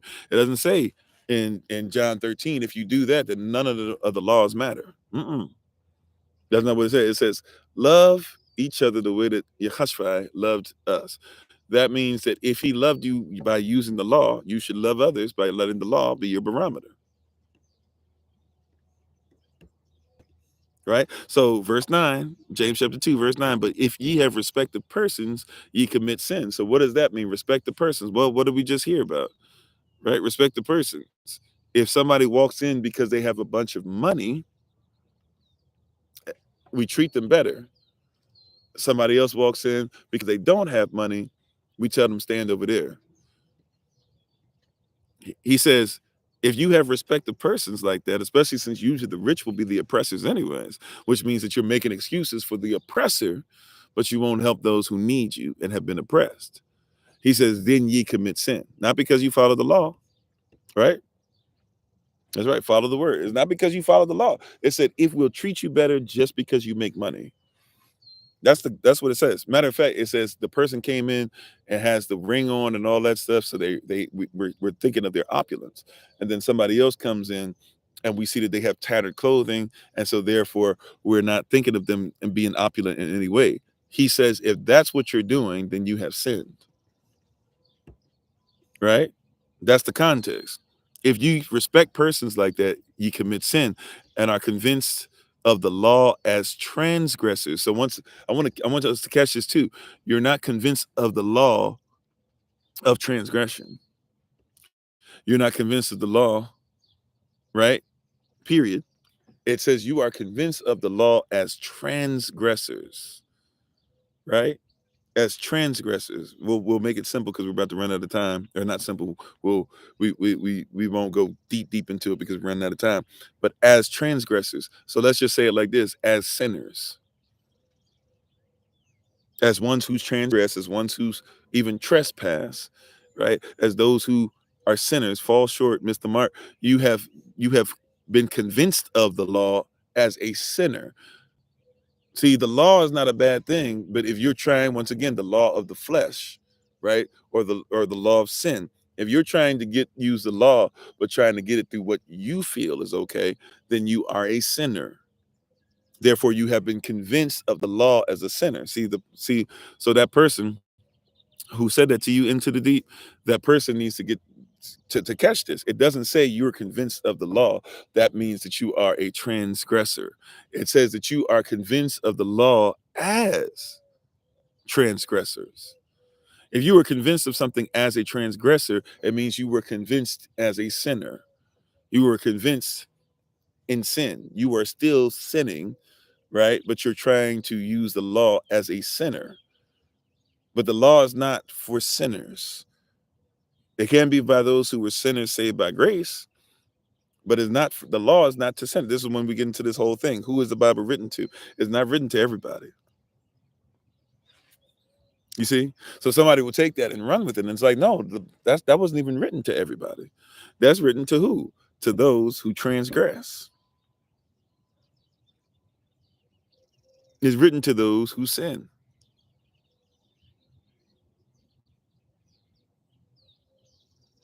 It's written to those, I'm sorry, it's written to those who are coming out of sin. Excuse me. It's not written to everybody, right? Those who takes the law as lawful sovereigns are different than those who take the law as transgressors. You don't comprehend the law if you're not even trying to follow it. I mean, I hope that makes sense, right? Does that make sense into the deep? I hope that makes sense the way I'm explaining it, because we're doing some weird mental gymnastics. The Bible doesn't say if you take the law, you are convinced you are a transgressor, or you've been convinced to be a transgressor. It says that many of you are taking the law, right? You have the law, but you'll sit up there and see the oppressor, and you'll take care of the oppressor and make excuses to do so in the law, and use the law to try and say, hey, those with tattered clothing, y'all go over there. That's not saying that the law makes you a transgressor. It's saying that you have been convinced that you should be using law as a transgressor. Okay, it does, cool. And that's a different context. Right now, verse 10, for whosoever shall keep the whole law, yet offend in one, which really would just say in one. In your Bible, I think it has point written in italics, but it should just say offered in one, right? Or yet offend in one, excuse me. So whosoever shall keep the whole law, it doesn't say that's a bad thing, but watch the context. If you will keep the whole law and yet offend in one point, you are guilty of all. And this is very true, right? So keeping the law, but look at the context. Even I'm on, right? So look at the context of it. How you doing, brother TJ? If I didn't say so already. How you doing, Marcus? Full of faith. If I didn't say so already. So look at the context of this. You ready?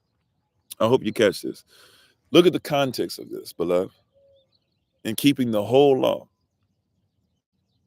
It doesn't say keeping the whole law is bad, but it says if you're somebody who believes. So put it like this: if you believe, see, somebody doesn't like it when we use the word law. So let's do this. If you believe in the whole Bible, but make a decision that you're going to commit adultery, then you're guilty of not following the Bible. Uh-oh. Oh man, I wish we had more time. We're gonna leave it there, right? But see, look, if you believe in the whole Bible, but then you say, you know what, I'm gonna have multiple wives, then you're guilty of being against the whole Bible. That's the context. If you keep on going, matter of fact, in verse 11, and that's all I read for today, and then we'll go ahead and take our verse 11. It says, for he that said, do not commit adultery, said also, do not kill. If thou commit no adultery, yet if thou kill, thou art become a transgressor of the law. So speak ye and do so, and so do, as they that shall be judged by the law of liberty. For he shall have judgment without mercy, that has showed no mercy, and mercy rejoiceth against judgment. So he never said you can't obey the law, right?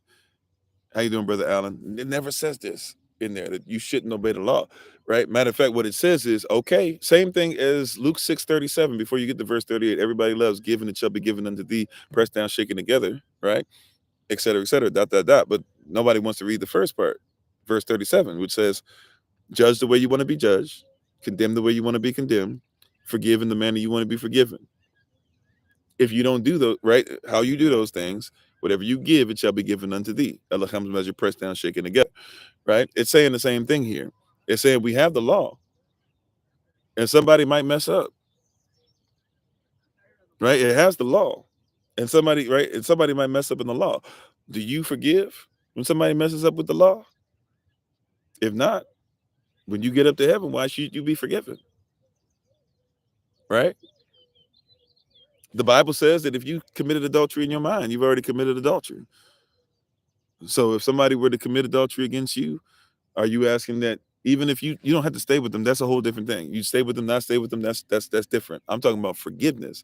Can you give forgiveness, or at least extend it? If somebody doesn't repent, obviously there's certain things that can't be forgiven, right? Until somebody repent. But you try to get it off you. You release it as soon as you can, just as soon as you can release, because that's what you would hope that Yah would do for you, is give you an opportunity to step into the forgiveness that He released through His Son on Calvary. See, that's the mindset of it. So when you hear everybody talking about all this other stuff, be careful. Because they out here saying that it doesn't make sense, though. If we just keep it a buck, it doesn't make sense. They're telling us stuff that's not correct. They're telling us stuff that's not real. They're telling us stuff that's unfaithful to truth, right? And the reality of the matter is that, and I'm sorry, I know we're over. The time is up. My time is up, so I'm gonna be obedient. But yeah, so they're not. So nowhere in the Bible does it ever say you shouldn't. Now, we shouldn't use the law to beat persons up.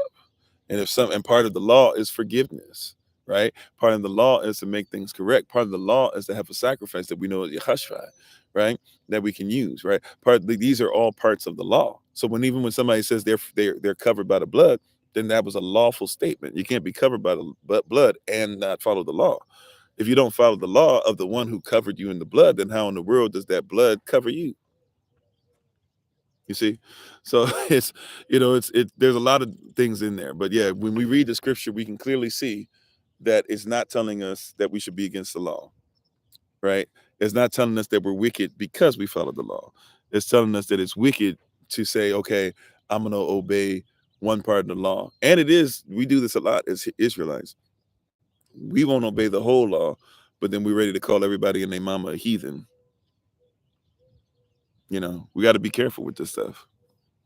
Right? We ready to call everybody and their mama a heathen, and we don't obey the law. That's out of pocket. We didn't pray this rising, but we ready to talk about how a Roman Catholic prays or something like that. You need to pray before you sitting up there ready to judge them. And then even when you have your days where you forget to pray, and somebody else doesn't pray the way that you say, hopefully you're asking for forgiveness in the manner that you looking bad and pointing your finger and saying they need to be forgiven. That's the context of what's being said. So a lot of persons who want to get outside the law try to use that against us. Anyways, though, thank y'all for being on. I love y'all to life. I hope that you guys have a great day. I apologize about it being darker to dark and everybody couldn't see me this rising and everything. As we start traveling back, hopefully that'll improve some, that when we start, you'll get light pretty close. Well, matter of fact, when we were in the desert, we got light sooner than when we get over here. So maybe when we get back over there. But thank y'all. Appreciate, love you. Sorry about confusion about yesterday. I tried to send out the word to let everybody know that I wasn't going to be able to get on. So hopefully you got the messages. I should be fine for tonight. So hopefully I'll see you for tonight's live session. We'll try to see if we can make up our meeting that we missed yesterday. I don't know if it'll be tonight. I'm going to try and rest some besides the live session, but maybe we can try to sneak something in tomorrow. I don't know. But love y'all to life. I hope you guys take care. Continue to do great things. We shall see you guys tomorrow. Thank you for the traveling mercies and prayers and all that great stuff. Thank you for helping us out. And thank you for all that you all do for the kingdom. So just pray for us if you don't mind. I'm going to try and get a few hours down the road. And we're going to try and see what we can do about Texas. Texas is going to be a doozy for us. But we're going to try to see if we can at least poke our head in somewhere and stay maybe a day or two somewhere where if y'all want to, y'all can come in and say hi real quick to us. And then we'll see y'all the rest of, see you on another day. I'm sorry. We were hoping initially to be in Texas either now and Saturday or something like that. But probably not gonna make it, especially with me being sick or whatever, and some things that just didn't all come together. But doesn't mean we won't be there. Just I'll try and make sure that I'm in connection with you guys and calling and saying where we're going to be and yada, yada, yada. And if you guys want to come by, you guys can always reach out and maybe get an address. I can't say the address publicly, but we'll hopefully we'll be able to stop by. We don't have to be back at our destination. Trying to get back to the East Coast. We don't have to be back there until May 3rd. So prayerfully, we'll be able to get some of this stuff done for you all. But I'm going to go ahead and let you guys go. We'll do a bit of a shout out if y'all want, but we're going to do it in nature. Trying to see which way is the best way for you guys to get an angle. Well, we'll see. But love you all to life. You all take care. Hopefully you enjoy the background. Um, so now that we're on and popping, we on and popping again. So everything as far as normally scheduled programs should be back. So if anybody's like, hey, were they back on, or is any confusion, we're back today. I apologize about yesterday once again, but had to make sure that I was all right and was having some issues with some headaches and some cramps and stuff. I think it was probably a little bit of dehydration too. So I think we're back on track. But just pray for us, and we'll make sure that we are ready to go. So hopefully we'll see you tonight, 8 p.m. New York time, and we'll see you guys tomorrow for the live session, 8 a.m. New York time. Love you all to life, and remember, as always, family, that you are loved, you're necessary, you're majestic, you're fearfully, wonderfully made, and you, which is all of us working together, will be the reason why people who are in the system no longer have to be of it. Shalom, peace. Oh, early Shabbat Shalom, by the way, for the last Shabbat of this month, and then next month starts on Sunday evening, as we said. Also, too, if you want to stay on, I'm gonna try to show you guys 3 angles. Okay, so this is gonna be angle number 1. I'm gonna show you the angle number 2, and then I'm gonna walk a little bit and show you angle number 3. So just if you want to stick around and look at the background for a little bit, give us a couple minutes per angle, if you will, and then we'll and or at least a few more minutes to get all the stuff in. But love you all to life. Feel free if you want to do shout out or whatever during this, feel free to do so. Or if you want, just go ahead and look. Once again, those who are asking about the calendar information and all that too, try to DM me. I don't know. It'll probably take me a couple days to get back to you, but I will try my best to get back to you, or try and see if you can get to our secretary, and might get to me sooner. Enjoy the view though.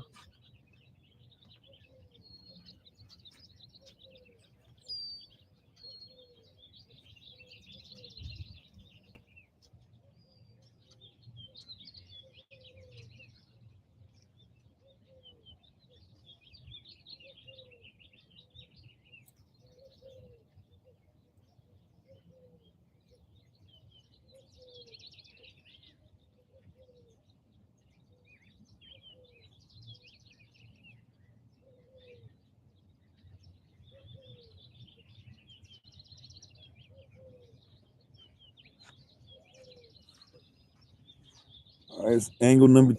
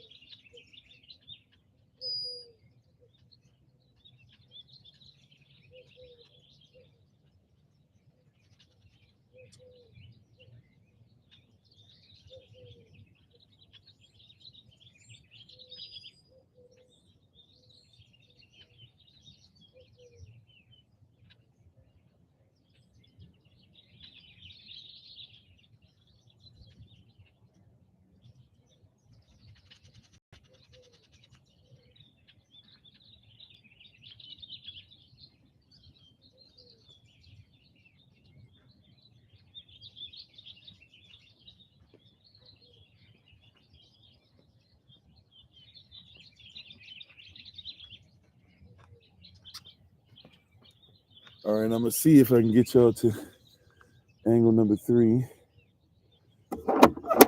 Angle number 3 is a little further down the way to get to without seeing the trees. This is our fishing spot. Yes, this is our fishing spot. Yesterday it was down a little further. I think it's hopefully y'all can see angle number 3, and then enjoy your day, enjoy your time. Thank you for spending time with us.